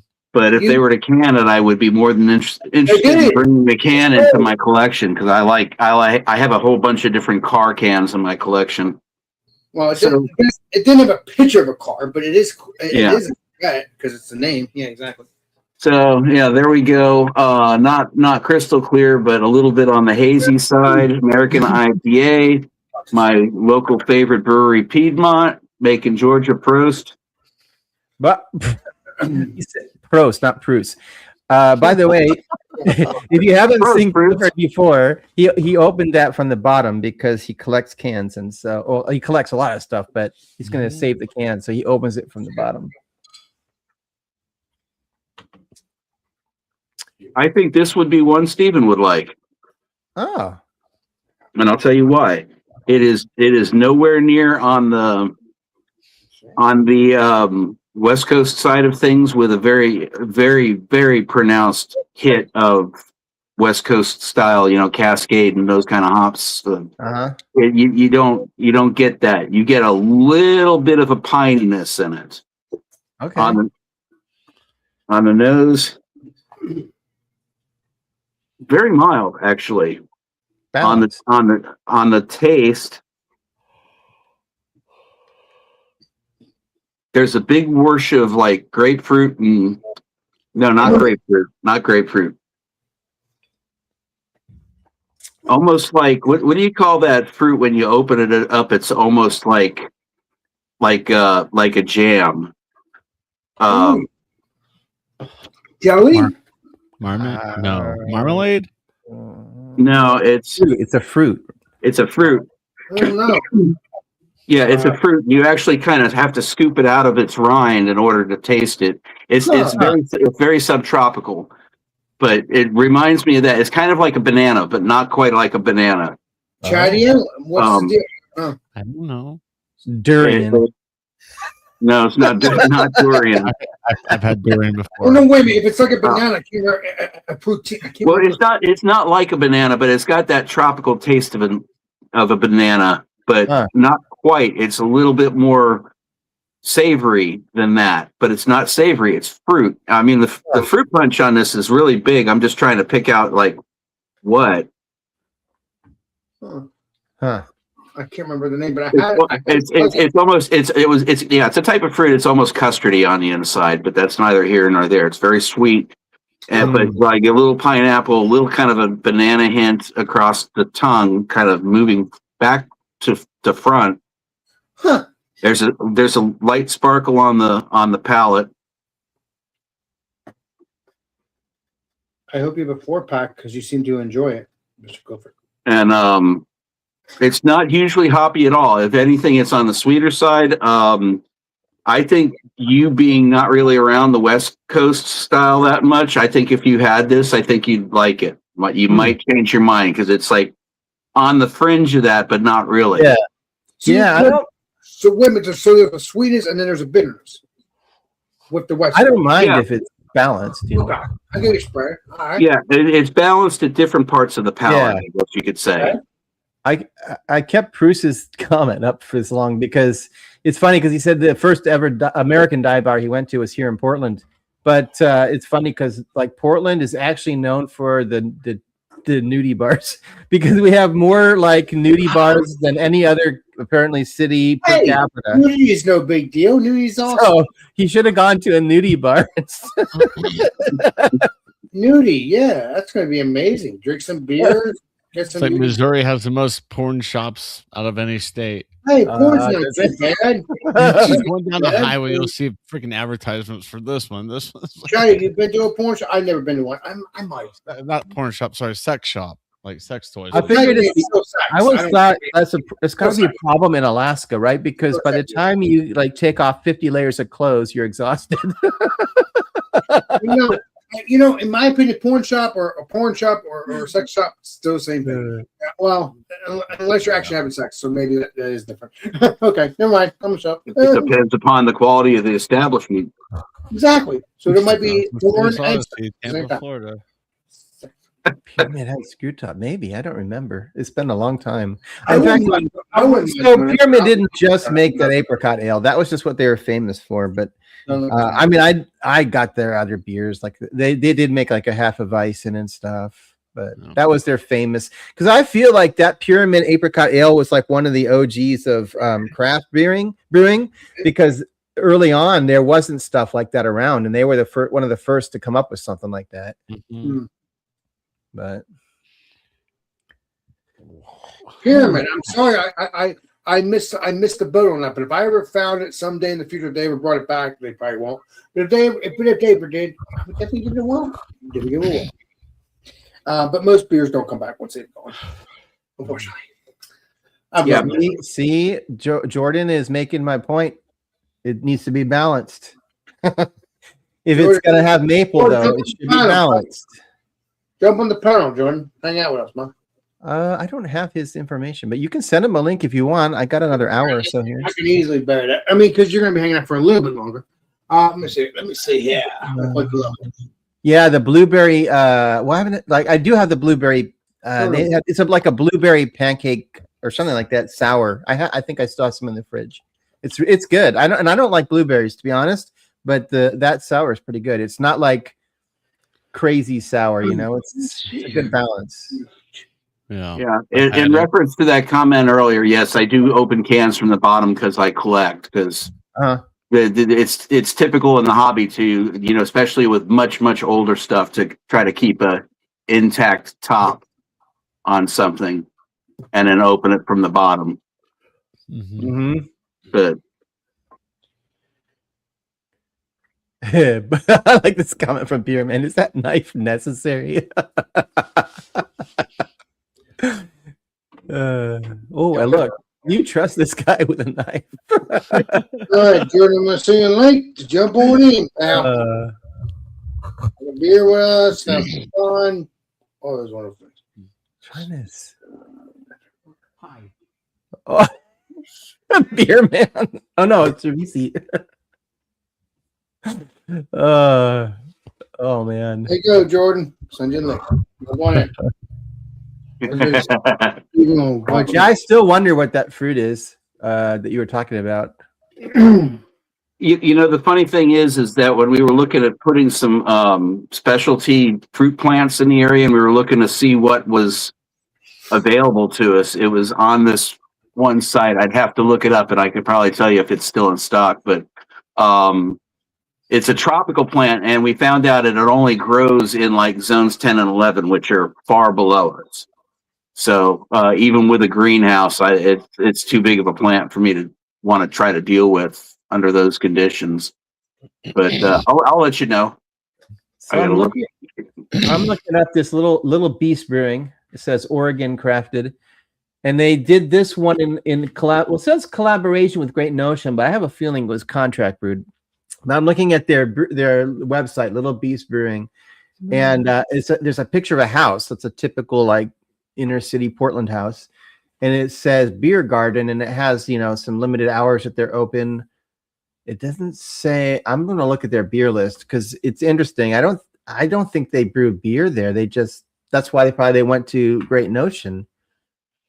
Rain Brain Trivia. Oh, that's not their beer. I said go to the beer and it's giving me their events. I don't care about the events. I want to know what kind of beer they're doing. Oh, here we go. Beer, all beer. Little Beast Lager, Hellas Lager, Mexican Lager, Japanese Lager. I heard the rice lagers are coming like crazy right now. Ooh, this one could be interesting for Jordan. They have one called Pine Top West Coast IPA. It's cool can art. Green Queen. All these sound. There's a bunch of beers that Jordan would like here. Pine Top, Deer Giant, Fresh Hop, Pine Top, Green Queen, Little Green Men. What the hell? I don't know. The Soul Seeker. They have got Jordan. They have a shitload of West Coast IPAs at this place. Hey, Steven. Yeah. The thing that I was thinking of, it's called. Let me scroll this back up. Guanabana tree, and that's the fruit. Oh, well, I had that in Costa Rica. That's guanabana. Yeah. Well, at least that's how you say it. Guanabana. I know it's exactly what I thought. That's exactly what I thought when I heard the name of it. They had one growing. I was living with a Costa Rican family, and they had one in their backyard, and they used to make smoothies for me with it. It's very pineapple-y. Yeah, Ooh. yeah. That's what I was saying before. It was like pineapple and banana, and it was something I couldn't quite figure. That's what it was. I don't know if there's an English name, but that's what they call it in Spanish, guanabana. Yeah, well, they actually have it how it listed also as sour sop. Oh, I've heard that. Yeah. Okay. So, that's what I got off that one beer, and I was like, that's kind of weird because I only had that like 2 or 3 times down in Florida. All right, here we go. Little Beast Brewing, independently owned brewery with a passion. Blah blah blah. Okay, applicate uniqueness, obsession with quality. Yeah. 2017 founded. They use a 15-barrel system in Clackamas, Oregon. They have a Southeast Portland tap room. So they definitely brew. They have their own space, but it's only a 15 barrels, so they're not doing. We're not missing here. What beer you got, bud? What are you talking about? Huh? What beer you talking about? Now, you said a space. Is it talking about? You're talking about the beer that we just talked about earlier. I'm gonna shut up. Well, I'm talking about. So this one, like I said, it says Great Notion. That's why I bought it. But it turns out it's this Little Beast Brewing, and they did a collaboration. But I've never heard of them. They have a tap room apparently in Southeast Portland, and nice. It's a very small batch, like 15-barrel system. So, yeah. And that's a barrel age, right, Mr. Steven? No. When we say like a 15-barrel system, that means how many barrels of beer they can produce. Unlike the home brewers, like craft brewers are going to be brewing by the barrel. That's the size. True that. Because if you made 5-gallon batches, you'd be brewing every day, like nonstop. You'd never make enough. Mm-hmm. Like Bierman has like a 20-gallon system, I think. Sounds about right. Yeah. Yeah. Maybe 31 gallons to the barrel. Yeah. So if they have like a system like that, they're brewing like one beer style at a time and selling it out of their tap room. And yeah. I think it's going to be more and more common that you're going to see small breweries like this making collaborations or contract brewing with other larger breweries because they're just, beer is not as popular as it once was. Damn kids and their health crap. Yeah. Well, if you think about it, historically, that's the way it was back in the 1800s. Yeah. And the 1700s.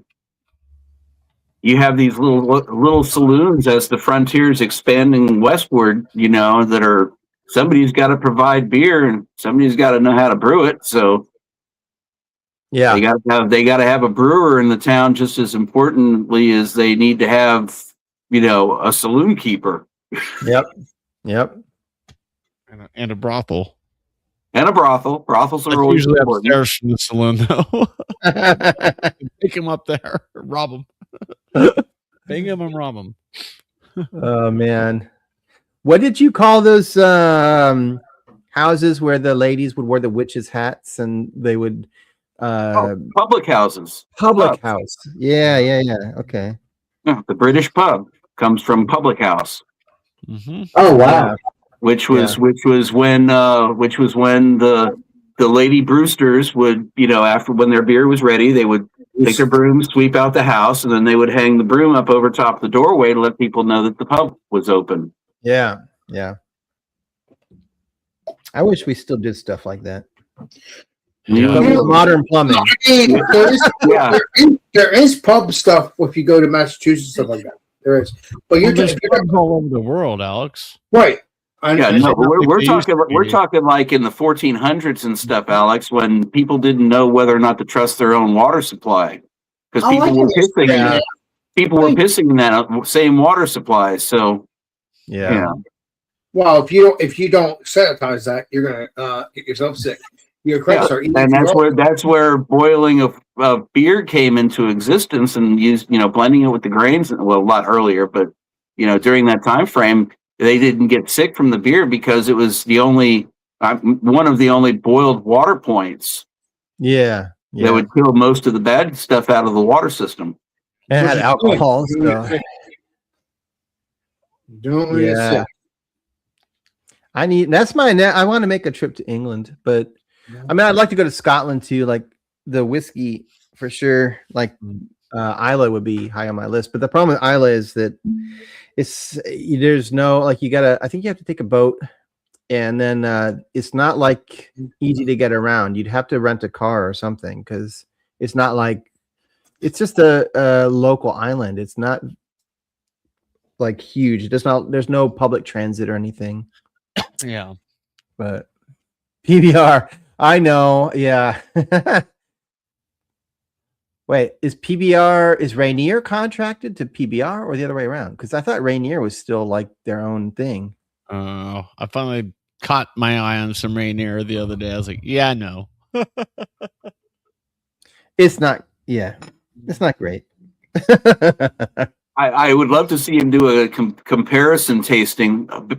Even better if he had somebody else there to provide him with a blind taste testing. Oh. Between Coors Banquet and Rainier, and see which one he picks. I'm pretty sure that Treehouse has that on their list to do on their videos. Have you seen Treehouse videos lately? That's all they do is like comparing macro beers. Yeah, I've seen a few of them. I did it last year in Florida. Yingling versus Coors. And that video did like really well. I'm like, I should actually probably do something like that again. There's a video that came out just the other day. And I don't watch this channel, but I'm aware of it. I think it's called Man-Made Mead. I could be wrong. I hope that's the right. But he's got a pretty big channel, and he basically does mead. But he just did this crazy project where I wonder how long it took him to record it all, because he did like, I have to look and see if it was like 50 beers or something. He basically had someone's like a brewing, like homebrew company sponsored him and gave him like 50 different hops or something like that. And he basically made 50 different smash beers. So the same wort, but he put a different hop. And he also, so he did the bittering and he dry hopped it. He tried to do the math and actually put it in at certain temperatures. And I think, I don't really watch his channel. He did pretty well for and then I honestly didn't watch the results, but I think the problem is he had a bunch of people so he had all the beers lined up, and he had a bunch of people trying different beers and picking the ones they liked the best. I didn't care about who liked the beers the best. I just wanted to know what did you think? Like, was there a significant difference between all the beers? Could you really see a difference in flavor and taste? And I was more interested in that than like what people rated them, Yeah. But it was kind of cool I like those kind of things. And that's honestly, oh man, he's gonna get so mad at me because I met this guy sort of. I shouldn't say this live, but I'm just gonna say it. I met him, but he seemed to like ignore me. Brulosophy. They do a lot of experimenting, like that's kind of their thing. And I did see Martin Keen in the flesh, and that would have been such a good experiment for them. It's something like that where they just did like 50 different smash beers and compared them, and I don't know. I won't say more about my experience meeting this guy. Just well, he didn't talk to me. I guess that's all I'll say. He didn't. Mr. Steve, if you want to talk more about things, if this person, I've talked about it. I love his channel that he did before philosophy. It was like this. I forget how many. Basically, he made a beer a week or something. It was crazy the speed at which he was making different beer. Huh. I don't know how he possibly could drink it all, but that is an amazing. Like it's still out there. You can still visit that channel. And it's a good resource too for like if you're looking, you want to see, well, what did he do for a recipe for a particular style of beer? Because he pretty much brewed every style. Yeah, like one beer a week. Mr. Steve, when was the last time he did a beer channel? Because you said he didn't close that channel down. You can still go and look at it. Correct, sir. Yes. He now is the spokesperson or the head of the YouTube channel for Brulosophy. Brulosophy has always done articles and different things on experiments, trying different things to say, well, what if you did this? Or what if you tried this? And they do these different experiments. Oh. So he manages their channel now and does the experiments on he's like you'll find him on Brulosophy's YouTube instead of his own. So you're trying to tell me if I ever got called into another YouTube channel, I won't ever do mine, Mr. Steve? No, I hired him. I'm sure he's being paid to do it. Well, but I'm saying if someone hired me from another channel, can I still do my own? Because that's what I'm doing. I mean, I guess it depends on whatever agreement you agree to. They may not want you to because it may be a conflict of interest or something. I don't know. What's that mean, Mr. Steven? It means like they don't want you doing your channel because it would bring viewers to your channel instead of theirs. Like it could conflict with giving them the views. Who knows? I don't know what his agreement is. I'm just saying like, he finished. So he did the whole thing, right? He did his channel and did all of the beer styles, as far as I know, that he wanted to do. He went through them all and it was done. Like he did it. He accomplished what he wanted to accomplish. And so he's doing Brulosophy, it's a different, that's like, for example, there was a guy called the Portly Gentleman that has a brewing channel. It's still out there. You can still watch his videos, but he no longer does that channel because he got hired by More Beer to do their channel. So he does their YouTube now. More Beer. That's familiar. I don't remember. That's actually who I get most of my, well, not all of it, but look at my local brewing store shut down, but yeah, you can get all your grain and stuff from them. In fact, I told the story. I met the guy from More Beer in line when I was getting a beer in Nashville. Yeah, you're friends with him now. Yes, I forgot. No, I'm not friends. I'm not friends. You're lying to me now, Mr. Stevens. Now, boy, lying to me now. Well, he was right in front of me, so I did talk to him briefly. I'm not talking to him briefly. Okay.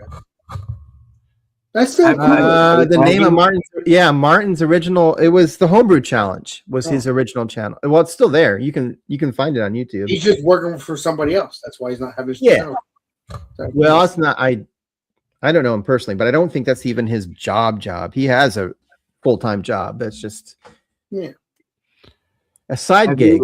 Have you seen? Because I noticed we talked a few times over the course of tonight about like Islay and things in the British Isles, beers and so forth.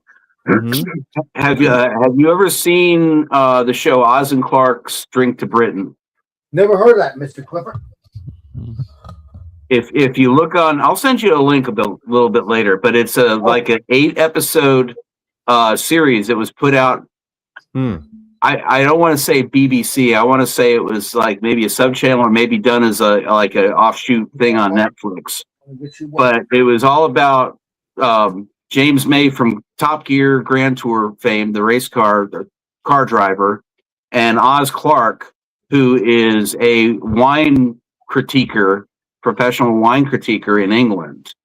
And they travel around through Britain, visiting gin factories, creating their own gin, going to drink Scotch whiskey, drinking, meads and so forth in various parts of Yorkshire. And it's an entertaining show. But what they do is they have this big old green Rolls-Royce convertible that's their car, and they are sleeping in this little 2-person trailer behind the car. They, in England, they call it a caravan, but it's just like a recreational trailer.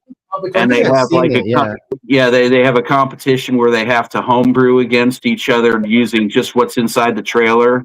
Oh. And then, James, he's like, well, I don't really do this, critiquing kind of a thing. This is my world. And he pulls up alongside of this like 2-seater hot rod car, and we're going to test this. The fuel tank has been completely drained, so we're going to use this unfiltered 100% Scotch whiskey and see how fast we can go. And so Clark gets in the car and he kicks it on, and they're like doing 140 miles an hour. And he's like, it's a funny show, but it goes through a whole lot of different British beverages and which one they think most represents the country of England. I watched, that Discovery show that used to be on with Adam Savage, something Busters, right? Mythbusters. Mythbusters, yeah. They did at least one episode where they were testing out using like moonshine and stuff in the gas tanks, and it's interesting to find how many didn't work. Like they had to really try hard to find something that actually would work. Yeah. You cannot just take moonshine and put it like, in a gas tank. It doesn't work that way. Like, yeah, a lot of times you have to it's because people I've heard, I had a friend once that was really fascinated with the idea of making his own fuel. Mm-hmm. And I was kind of like, you have no idea like the amount of work it would take to come up with enough fuel anyway to do that. And I mean, you can get a license, even if you don't distill, you can get a license to make fuel in the United States, where you're not making booze, but you're making fuel. But it's complicated. Like you just can't just take it and put it in your tank, and it's so much work. Mm-hmm. You got to ferment it just like a beer first, that takes time. Then you have to distill it. And anybody who knows, like Cervisi in the chat was talking about distilling, it takes just a huge amount of product to make a small amount of distillate. It seems to me there's a tremendous amount of waste in distilling, because a lot of it's just water, like what you're brewing, and whether it's beer or whatever it is you're distilling, there's a lot of water in it, and you're basically removing the water, and all that water just goes down the drain. Like, yeah. So all they need to do is build the data centers right next to where all the distillate is. Like, off and, yeah, that's actually not a bad idea to put a distillery right next to one of those data centers. Jesse, I don't know his last name, but Still It, right, is his YouTube channel. And he doesn't usually show it, but he has these giant barrels, these plastic blue barrels that is filled with the whatever wash he's going to distill, because it takes that much to make just a like small amount of whatever you're making. It's so much, like you need space, I guess what I'm saying. You need space on a lot of product to distill.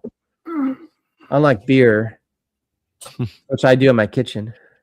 Well, I mean, eventually you'll get into distilling, but it's just kind of hard because you're in your house. I mean, you can. I don't know. I've never done it. I know you can brew because I've seen. I think it's legal to do. You just can't distribute it. I don't think you're alled to take it out of your house. There's really weird rules around. Distilling? No, it's not legal to distill at all. I think there are 2 cities in the United States that legalized it. It's still not legal federally, but I actually think that's changing, Steve. And I remember seeing something just a couple of weeks ago that they were talking about getting rid of it. Well, so here's what you saw. So there's this hobby distilling company, and they went to court saying that it's unconstitutional that we can't home distill. And I don't know if that's going to lead to us being able to do home distilling or not. It's hard to say. It's a big leap, I think, to do that. But it's at least a step. It's putting the conversation out there. But currently, like I think West Virginia and one other location are the only. New Jersey as well. New Jersey. I don't No, No, I don't think so. Alex. That you could actually distill legally. Like People still do it anyway. even do you know what Applejack is? It's basically freeze distilling, where you put something in the freezer, you take the water that off of, or whatever off of it, that and refreeze it until it condenses down. That's also considered distilling and is also illegal. So it's I had a friend of mine whose father, he would go out and he would buy a 24-pack of Strohs, and he would put the entire thing in his freezer until it froze up to where there was nothing left. And he would open all the cans at once and then just pour the little bit of, alcohol, frozen alcohol that was in there into the bottom of the glass and do that can after can until he had a glass about that tall. And then he would just go. Well, I will say the bad part about freeze distilling is you're not able to make cuts like you do in regular distilling. What do you call that, Mr. Steven? No, Steven. Well, so when you distill, this is probably more than anyone wants to hear, but when you distill, I love history. That's the problem with me. Go ahead. You're heating the liquid and things evaporate at different temperatures. Mm-hmm. So like the first thing that comes off is going to be methanol. So you would normally take a certain amount of that. And it's, by the way, there's methanol throughout the entire batch. It's not like you can't get rid of all of it. But you can get. You don't go blind though. You don't. Go yeah, you blind. can. Well, okay, that's kind of a myth. Kind of. Okay. You can get rid of the major portion of it off the first amount that comes off your still, because that evaporates the first. That's the first thing that starts to come off before like water. It basically evaporates at a different rate, a different boil rate than water. Wow. So you take that and you get rid of it. So the problem with freeze distilling is there's no way to separate stuff like that. So you're going to end up with this condensed liquid with all the methanol condensed in it as well. Oh. You can't take it out. Oh. That being said, like even with distilling, nobody's going to sit there, like no one's going to drink enough. Basically, here's the rule with distilling. You know what you're putting into it because you're taking it out of, like, say, a batch of beer or something that you made or whatever. Correct, you know what's in it. There is methanol in it, but you know what's in it. If you drank that entire thing, well, you probably couldn't because you'd be passed out. But correct, sir, that's true. You're not going to be able to. So it's sort of the same thing with distilling. Like you're not going to go blind because you're basically removing a lot of it. But even what you don't remove, whatever you put in is what comes out. You can't put something in that's not there. Mm-hmm. But so people have never gone blind, Mr. Steven. Oh, well, so here's the thing. You do know it all, so I'm asking what you're talking about is historical. So back when people made like bathroom gin and stuff, bathtub gin, right? Mm-hmm. This was back when it was illegal and people were trying to. So the government puts crap, in things to make sure that you it's like it will make you sick or whatever, right? Obviously, you don't want to distill like rubbing alcohol because there's stuff in there that's, it's the same problem with back then. It's like if they're using products that are store-bought or something and they're trying to distill, yeah, that's where they started having problems with people having blindness. That is a thing. You can have that happen, but it's not going to happen from a normal home distiller that's making their own wash and distilling it.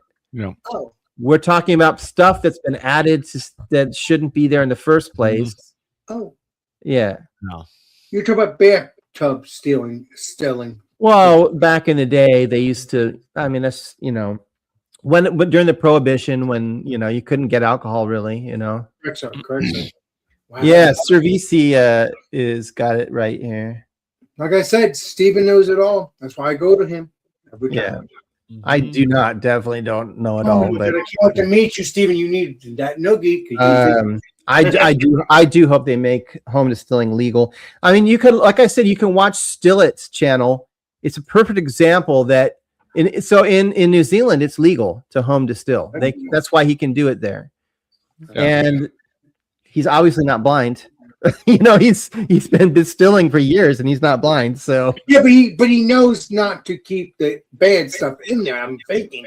I give you a spraying. He's not putting bad stuff in it. Exactly. Chadio's right. He's not putting bad stuff in it to begin with. Yeah, exactly. And I mean, sure. I mean, you would get rid of that first stuff anyway that comes off the still. It's not even that much because it doesn't taste good. You don't want it. Like you wouldn't want to drink that. No, you know, you can tell the cheap liquor on the shelf in the store because they didn't take it out. It's still in there. So you said it could blind me if it wanted to. No, but it will give you a nasty hangover. Yeah. You know, Steve, that's why I go to you and Chadia because you guys know it all, and Clifford. You all know it all. That's all Definitely don't. Oh, Steven, you want that nugget so bad. Get it, Clifford. If anything, Clifford is the closest to moonshine. You guys know it. Well, Clifford. Oh yeah, he's in Georgia. He can get Georgia. Maybe you are, Alex. I mean, how close are you to the Appalachians? I've had Georgia Moon, but it's because someone gave it to me. So I know Mr. Clifford. Store bought stuff, Alex. Store bought. If it's store bought, you know that, but you could only get it in Georgia. I've never seen it around here. That's what I'm saying. So regardless if it's real moonshine or not, I've never seen it. I've only seen it here because you're muted, and I have to go take another bumpy leak. So okay, I was just asking. You talking about closest to moonshine? Yes, Georgia Moon. I don't know, Mr. Jordan. Mr. Clifford. Yeah. You've had Georgia Moon, right, Mr. Clifford? I can get you some moonshine. I'll fuck you up. Let's go. Well, I don't want to get fucked up, but I love my moonshine, so I won't have no problem drinking it.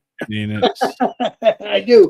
I have no problem drinking it. How close it is to the actual stuff. I love drinking moonshine.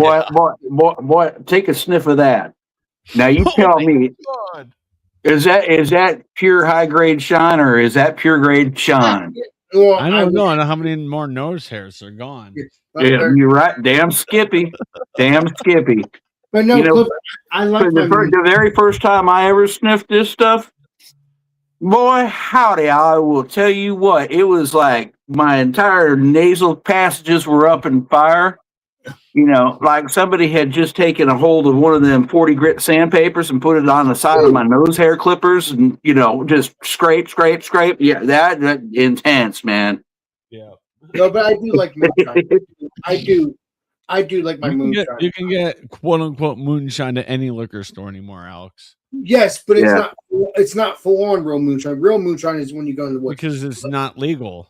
There's a difference between getting good like corn whiskey shine in here and somebody making a homemade batch of it and then going someplace like, you know, Sevierville or Gatlinburg or even Chattanooga or Nashville and, you know, shooting up Smoky Mountain moonshine and, you know, going on their little tour where it's like this is Kool-Aid flavored moonshine.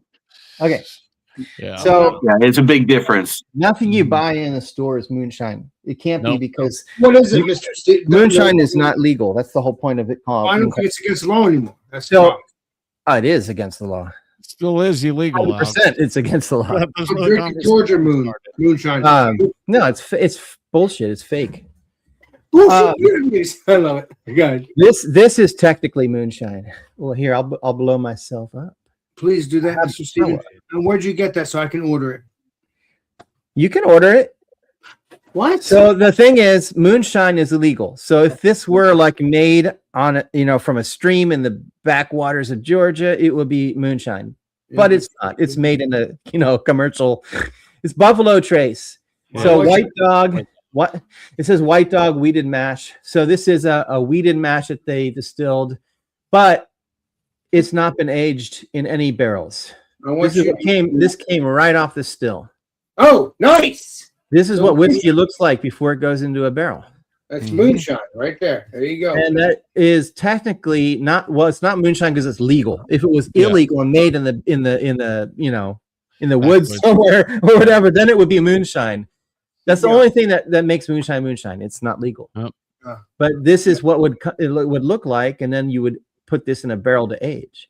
Correct, and I'll tell you, anybody who hasn't, like, you should buy even a small bottle like this, because I'll tell you what, if you smell it, it's not nice. It does not smell good. This does not smell like something you want to drink. Doesn't it? It smells like rough. No, it's this weird, sort of sweet, but not pleasant smell. Oh, I love sweet. It's it's pretty interesting. Mm-hmm. I love my sweet. I would not have with that. I don't think it's sweet like you think it's sweet. I think I've had some moonshine in the sense of that, and it was sweet. I loved it. I love the shit out of it. They have dumpling, bubblegum flavor, and strawberry Really flavor. I'm like, that's not. They do have that. All of us here, Brewing Bad lives in moonshine country. Yeah. Well, we'll have to make some moonshine in your state. That's When we hang out in person. Brewing Bad knows what's up. Who knows?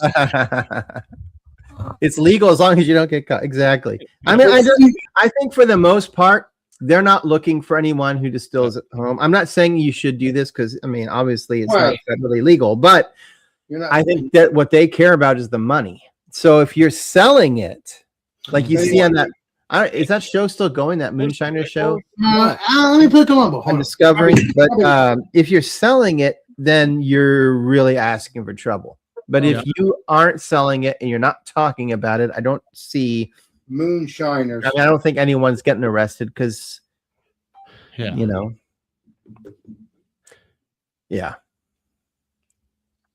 Anyway, Clifford's got something. Clifford's got something. A treat.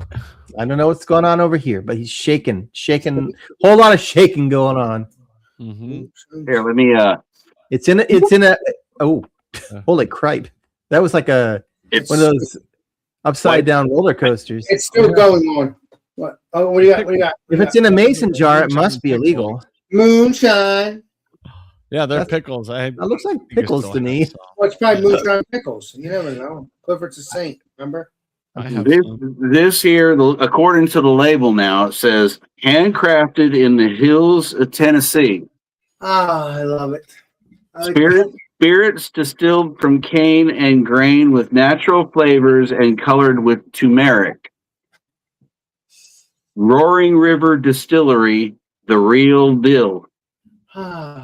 40 proof, bottled at 20% alcohol by volume, distilled and bottled by Roaring River Distillery, Gainesboro, Tennessee. And government warning. This shit will take your head off. So relatively low ABV. It's moonshine, baby. You want that? I wonder what the wash. Probably a sugar wash or something. Probably is. He's gonna drink it. He's gonna drink it. Probably the whole can. Well, it's gonna have pickle flavor to it because the pickles. Oh yeah, baby. I've got horseradish pickles. I'm like, oh yeah. You don't drink the whole thing now, Mr. Clifford. But I think he will though. He is Clifford. No, I don't think you will. Oh, he's crazy, Clifford. I love him for it. You know, we got ourselves a nice pickle juice flavored moonshine right there. There you go, Mr. Clifford. Doesn't that make your stomach settle? Yeah. It makes it delicious. It does mine. Well, I'll do this on a dare. Dare you to drink it. Oh boy. Please dare you to drink it. Please all right. Be delicious, Clifford. Please be delicious. Have another one. You want that? No, you don't. No, Clifford. You like it, didn't you? Oh my God! Don't you lie to me, Clifford. It's a sin to lie. Bye, Felicia. Exactly. Bye, idiots. That shit's good. Thank you, Clifford. Oh my God. That's just good. Now, where did you get that? I could probably buy it around here, right? No. I don't think they go outside of the one little county in Tennessee, and right smack dab in the middle of Tennessee. I'll have to order it from you then, because you're close to Tennessee. Unfortunately. Yeah, they're a tiny little place. So I can order it from you, but it has to be from Tennessee. I can order in the sense of sending. Well, I'd have to go all the way up there to get it. How far is it from you? 500 miles, roughly. Meaning 6 hours or 7 hours, isn't it? Yeah. So let's see, that's going to be about $45 an hour. Oh God. Plus gas. At least one hotel room. I think I could probably get you a bottle for, say, plus shipping, $490. We'll round it. We'll round it out. Yeah, we'll round it out to an even 5 just for easiness sake. Well, sometime in the future, maybe I'll have you. I'll send you some money so we can order 2 things. But I'm fucking with you, Alex. I will send you money to go there. Trust me, I will do it if I have to. I'm not going to, but day and a half trip. It's not. You'll go with him too, Chad. Since you're in a ball boss one. No, I dislike pickles, so I would not enjoy that. I am not allowed in the state of Tennessee. You'll like. Oh, jeez. You don't like Tennessee. You don't like Tennessee because of my hero Buford Pusser. Just like you don't like Louisiana because my hero Huey Long. Chadio's got a warrant out for him. Called Nashville, Trashville. They weren't a fan of that. You know, I just thought about it, but Brewing Bad Tennessee happens to be right here in the chat. Yep. I don't know whereabouts you are, but do you get a hold of this stuff, and what's your opinion of it if you've had it? Nice. So we'll see. We'll see if he responds. All I can say about Brewing Bad is he makes some really good beer. Well, I'm going to try Brewing Bad beer sometimes in the future. I'll have to send some money, but that's okay. Someday in the future, I will. Not to worry about that now, but I will. Speaking of which, Stephen, you need to let me know shipping or whatever. No, I send out beer. Steven sends out beer when he needs to. He's a saint, so you have to remember that. Saint Steven. Normally, I send out beer like at the end of the year, like I've saved up. No, see, so that is true. That is true, though, Steve. But if it's an IPA, that's a different story. Yeah. Exactly. If anything else, I don't want it until Christmas, as long as it's not an IPA. Yeah, because you don't want it to be bad. So exactly. Exactly. That's how I'm seeing it with you. Yep. Hell yeah! I'm hoping to get. So I'm doing a Martzen next. But I've made it before, so I really like the recipe I have. I've always liked it. So okay, and then I'm going to do a Mexican lager. So I'm hoping that those will be in the Christmas bundle. Right, I want to worry about that because that'll taste good either way. It's just the IPAs I gotta worry about. Everything else will be delicious. Hell yeah, baby. Yeah. Because I don't want you to waste money and then you can't drink it because it tastes disgusting because it's yeah, you know, exactly my point. Yeah. Supposed to be fun. Yeah. Not me telling you, it doesn't taste good, but I'm not blaming you. I'm just blaming it because it's just an IPA. It's not good. Yeah, and it's still, you never know. It still may not be good because I don't know if it's going to get shaken up and oxidized. Well, you won't know until you open it and see. So I'm not going to blame you for that, though. I'll be blaming the trip. It's always difficult to send like a IPA because of that. Yeah. Well, I've had an IPA from the Legendary Beer Man and any of his beers. I never had a problem with it. So I have too, but he handed it to me, unlike yours that he. No, he didn't hand it to me, but he sent it to me, and and it was good. Just the same. Actually, he did mail me one. He mailed me that spicy beer that he made. What spicy beer? Remember the one that was spicy, like had a heat to it? I might have had it, but I don't remember. I think it was a stout. I can't remember. Too many. Might have been part 2 of my stuff. It might be. I don't remember. It's too many.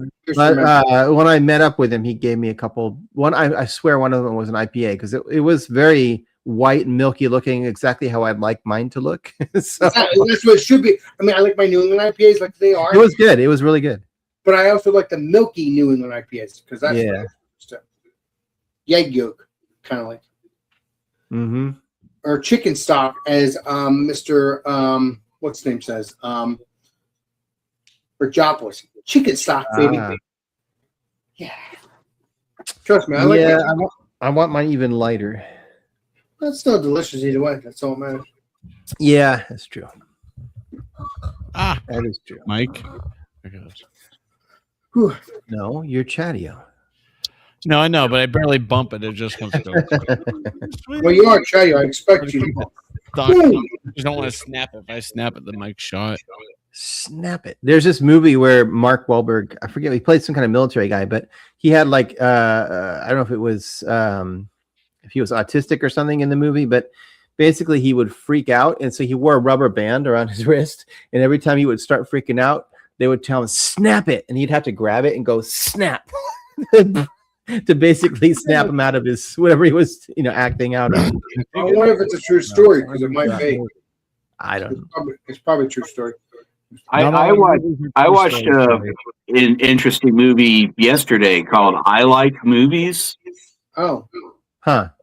It's about this slightly awkward autistic guy in high school who him and his best nerd friend together are supposed to be filming the annual end of the year video for the class. huh. Okay. And so they have a falling out. He thinks he's some kind of Orson Welles auteur and everything, and he winds up working at this video shop. And it's all about what happens to him as life goes on, moving to college and being completely stuck in the world of movies. Oh, And the guy who plays the lead on it was like tremendously good. Tremendously good. Good movie on if you're on Amazon Prime. It's free right now. oh wow. I always like movies that are a little bit outside the box. Well, I'm into the 1950s, which is kind of outside the box in a sense. Chadio, who's gonna make it to the final game in the World Cup? Mr. Yeah, Chadio? right now I'm saying France and England. Argentina is just barely skirting by. And I'm gonna say England. I'm gonna say England wins. I mean, Spain are winning games 1-0, 2-0. Obviously, I'm rooting for Spain, but No. That's okay. I'd love to see Steve. Spain and like France or Spain and England. Oh, Hail Britannia. Upper what the? I said Hail Britannia. Uh, Yeah, I'm going to root for England this time. I don't think I'm watching with the game on Wednesday with my friends in England because I think I'm going to Tracy's house to watch it. So I'm like, Good. come on, get to the finals. I You're told my hanging, mom, you're hanging out the I legend told my police mom, here. like, if England gets to the finals, I am unavailable on Sunday until after 3:30. She's like, okay. And I She may can not be also so bored join you got me. She can also join you, Chadio, your mom, on Sunday. Huh? She can join you on Sunday. Why? She'll be having to entertain my sister and my brother-in-law. That's fine. That's They'll be fine. in town, and my niece is coming on next Monday. Good. You'll be hanging with your nieces for the next couple weeks, right? No, matter- like 3 days, 4 days. I think Tuesday's the next game, right? Sorry, Mr. Chadio. Yeah, I didn't know. Tuesday at 12 p.m. your time. Yeah. France and Spain. I have to stream it on at work, believe it or not. On our What do you mean you have to stream it at work? What are you talking about? Yeah, they want me to stream all these games, so I'm On in your charge. channel? You better be careful. You don't want to. No, at No, it works. At work. We have a big drop down screen in our lunchroom, and they want all the games streamed. They're doing some kind of competition. I don't know. Okay. All right. Oh, Safe. yeah. We're safe. All right. But- Awesome. Oh, they got a bidding pool going on, huh? Yeah, I don't know. There's money involved, but there's some kind of. Oh, Something. come on. I'm pretty sure An office pool not have money involved with it? I mean, Seriously? don't play a game with me. Whoever money. wins gets a holy T-shirt for the No, money. Swiss cheese. Money. Yeah, Beer beer man. It has It's money. Like most companies will not let money bets be a thing. It's usually like whoever wins gets like a coffee mug or a polo or something. Oh, it's not like I don't. What is work sponsored? I guess, but I don't know. I haven't looked into it because I didn't care enough. The only way I can watch the World Cup, I could only watch it on Peacock. And Right. it's Peacock. and Oh, it's Chadio. Telemundo. So I get You're the a Telemundo peacock. coverage. I like the Telemundo coverage because they get all excited. I'm not going to do The, that. the other day it was all about Messi. The only Messi. I'm like, can you just shut the hell up about Messi? We got about 10 minutes, Beerman, before I shut down. I have to work tomorrow, so these. Wait, my you screen's hang still out up, with us yeah. after off here? Good. Mm. That tipsy duh. More I triple dog dare you. Man, Mm. Beer Man's a saint. I wish he would learn that, but he won't. Ugh. I don't know. I'm probably going to regret that in the morning. Have you seen that Korean show? Like where it's like a game show where they have to basically they have to kill each other throughout the whole game until there's only one person left, and they like the money that they can win goes up every time there's fewer people because people have died. Oh yeah, Running Man. No, it's not called Running Man.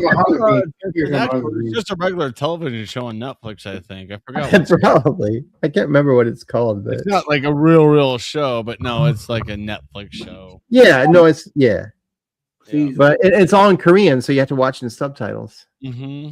Somehow it's super popular. Bailey, I can't read. You little shit. Hi.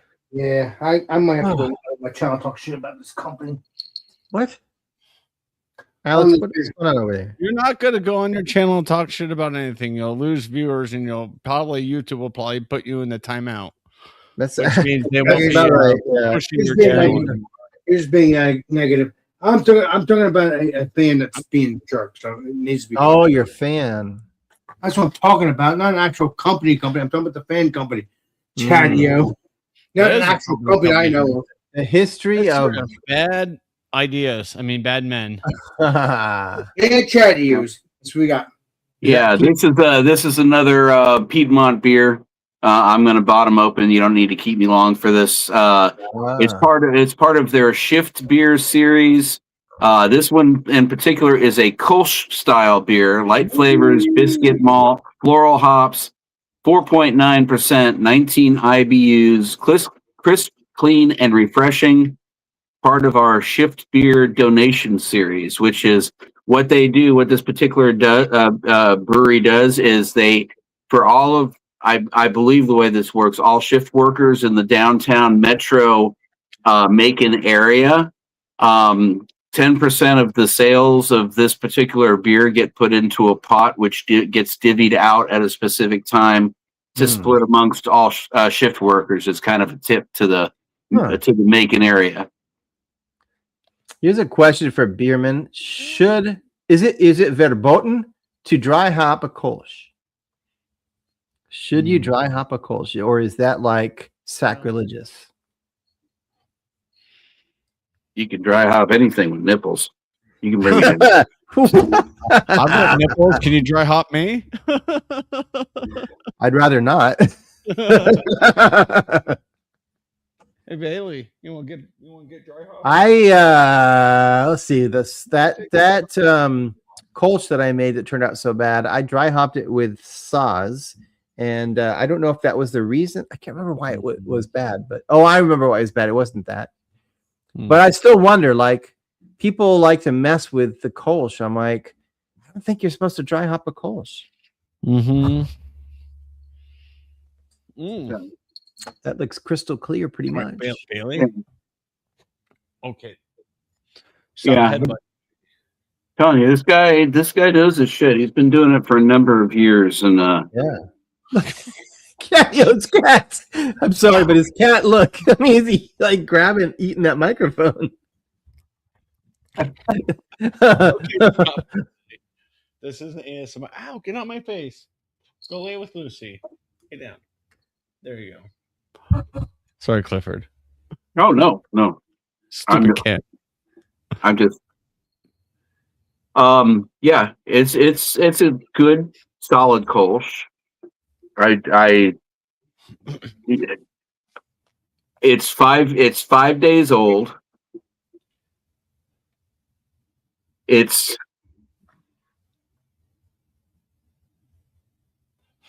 I would have definitely enjoyed this out of the bright tanks more than I would have canned. I think somehow in the canning process it got just a hint oxidized, but other than that, it tastes really good. You mean like twisted tea kind of like, or a tea kind of thing? I hate that feeling. I hate that taste. Tea. It's a Kolsch, man. It's a Kolsch, man. You said oxidized. I thought maybe you're tasting like Yeah, I don't know if it's something in the transfer of the beer into the cans, but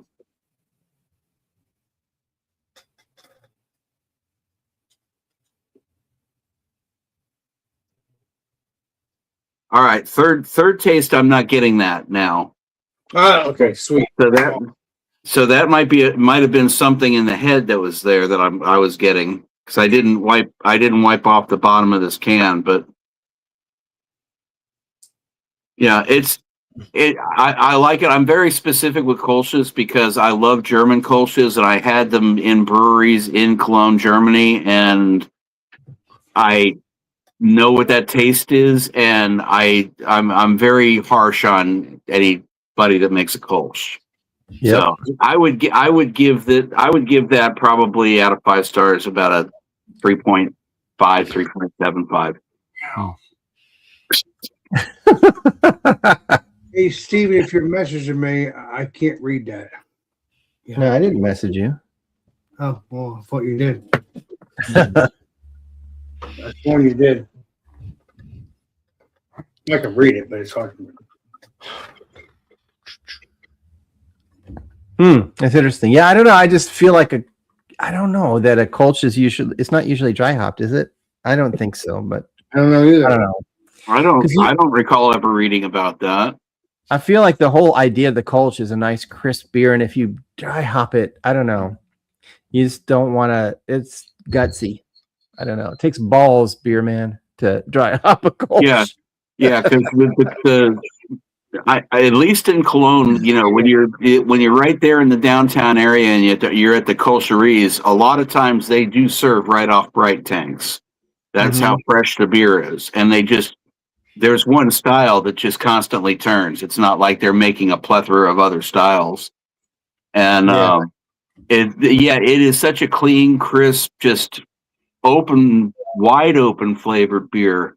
That's the only way I can figure out how to describe it, because it's just like your palate, your entire palate is activated, but it's activated at something that's extremely subtle all the way around your mouth. And that's the thing about fresh Kolsch's in Germany that I've never tasted an American brewery recapture. Yeah. Yep. I'm trying to think what's the brewery that's known for their Kolsch in Germany? I don't know. Gaffel, Dome, DOM, which is the name of the spire of the big cathedral that's right in downtown Cologne. I'm trying to think. There's 2 or 3 others that are big ones. I'm just drawing a blank off the top of my head on them. Fruit. Yeah, FRUH. Yeah. They do the red and white stripe label. Yeah. Yeah.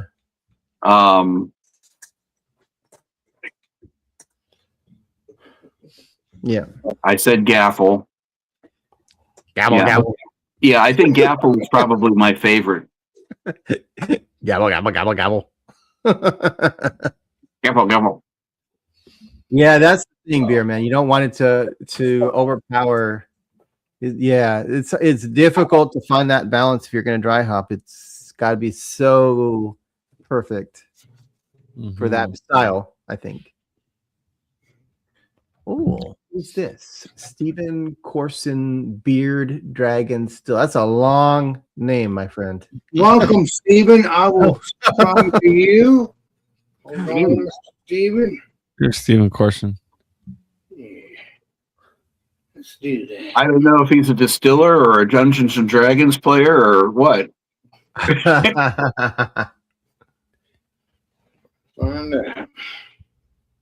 out. Sorry, I was trying to see who that was. There we go. He does do videos. Right here, Mr. Steven. I don't know what videos he does, but that is him, Mr. How do you get my sister in this video? Oh, my. You're saying, love you. Gadio, you're with my poodle again. Yeah. Whoops. Okay, now I'm reading it. So bearded dragon stainless steel works. Mm. We build stainless steel steels. Okay, Interesting. gotcha. But I just subscribed to them, so I have to watch the videos. But yeah, with the green writing on it, yeah, in the front here, yes. I don't know if you're going to subscribe to them, Steven. That's up to you. But yeah, No. I did because just in case, just because I want to check it out. I do it. Check them out. Steven, I was trying to remember the what you use for your setup is claw hammer, right? Yeah, for brewing. Yeah. Okay.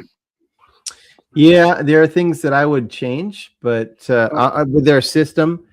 But overall, I like the fact that it's modular. It's one of the very few modular systems out there that is something wears out. Like, for example, my basket's kind of getting to the point where I want to replace it. But I don't necessarily have, because if you buy it from them, there's like $250 for just the basket. So, but I mean, like More Beer has these baskets. I don't know if it's the same size, but I mean, there's other places I can look. Basically, you don't have to. I mean, I want to support them, but like when I was having issues with my PID, I bought a spare one off of Amazon for like way cheaper than what they. And so I like the fact that I can replace parts on it without necessarily having to rely on them. Yeah. But there's little things. One of the main, so there's two things I think they need to do, and they claim that they're working on the first one, which is they need a steam condenser. I put one on mine aftermarket, and it works great, but they should be offering that. Like I asked them once, they're like, "Oh well, we feel like it uses too much water or something." I'm like, "Your business. If it doesn't cost you anything to offer this option, and let the customer decide whether it's too much water or not, like, or whatever." Yep. It's another price point for you.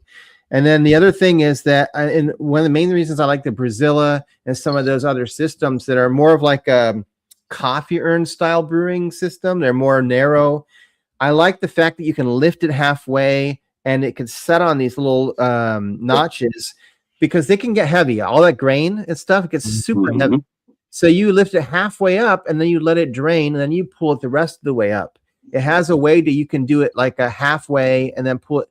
Whereas with claw hammer, you have to pull it almost all the way out to get the clips put under the basket. And you almost have to have a pulley, especially if it's like a 5-gallon batch you're doing. Yeah. I found a little way around it. I call it the one-arm bandit. I went to Home Depot and got a big PVC pipe and I cut it. I had to get a pipe cutter to do it. And then what I do is I just hook the top of the pulley on top of that PVC pipe. And it's not, that way it's not, because I'm not going to anchor something in my kitchen ceiling for this. Right. But it's still a little precarious because you have to hold the pipe carefully so it doesn't, fall. Right. It works, but they definitely need something for that issue, for getting the basket out of the pot. Okay. I think that's the biggest problem with claw hammer system. Because I'm looking over the course of the next few months, and I was just happened to be sitting down with the wife, and it's like, oh yeah, my buddy Steven I'm doing this with, he was talking about how he's got, a system from here. So I pull up the page and I'm like, look, that's not that expensive, honey. I mean, it's more expensive than it used to be because apparently the price of like stainless steel and stuff. I mean, let's be honest, they're getting it from China, but it's so they have to import, but they're saying that no matter what you do, you have to import that stuff. Mm-hmm. So it's expensive, but I didn't pay that much what they're charging now, but yeah, I mean, if you look at we don't have industrial press plants in the United States like we used to have. Yeah, exactly. I was actually watching a video last night about this company in China that's all they do is they press steel, and what they do is they get like orders in for these exotic or classic cars, and they'll do a magnified review of the entire car, put it in through AI to do all the measurements and create all of the designs for the templates. and then they hand cast the templates and press out all the sheets. So if you want a 65 Ford Mustang Shelby GT 500, here's the complete body for it. Yeah. And they do a lot of like aftermarket parts for trucks and so forth. Yeah. Beerman system is more expensive. It's probably better quality, but they just sold. So Spike Brewing, they just sold their company to another company. Basically, they did put out a statement saying that they're going to still, honor everything, but you never know what's going to happen. I know SS Brewtech makes good stuff, but it's more geared towards higher end, like almost like craft brewing people. Blakeman just sold all their stuff to More Beer, so I don't know. Anyway, I see Shark, but Shark, you're just in time for me to say that I'm out of beer. I mean, not out of beer, yeah, my beer, and I have to be up at 4 a.m. I know. for work, so it is time to shut my stream down.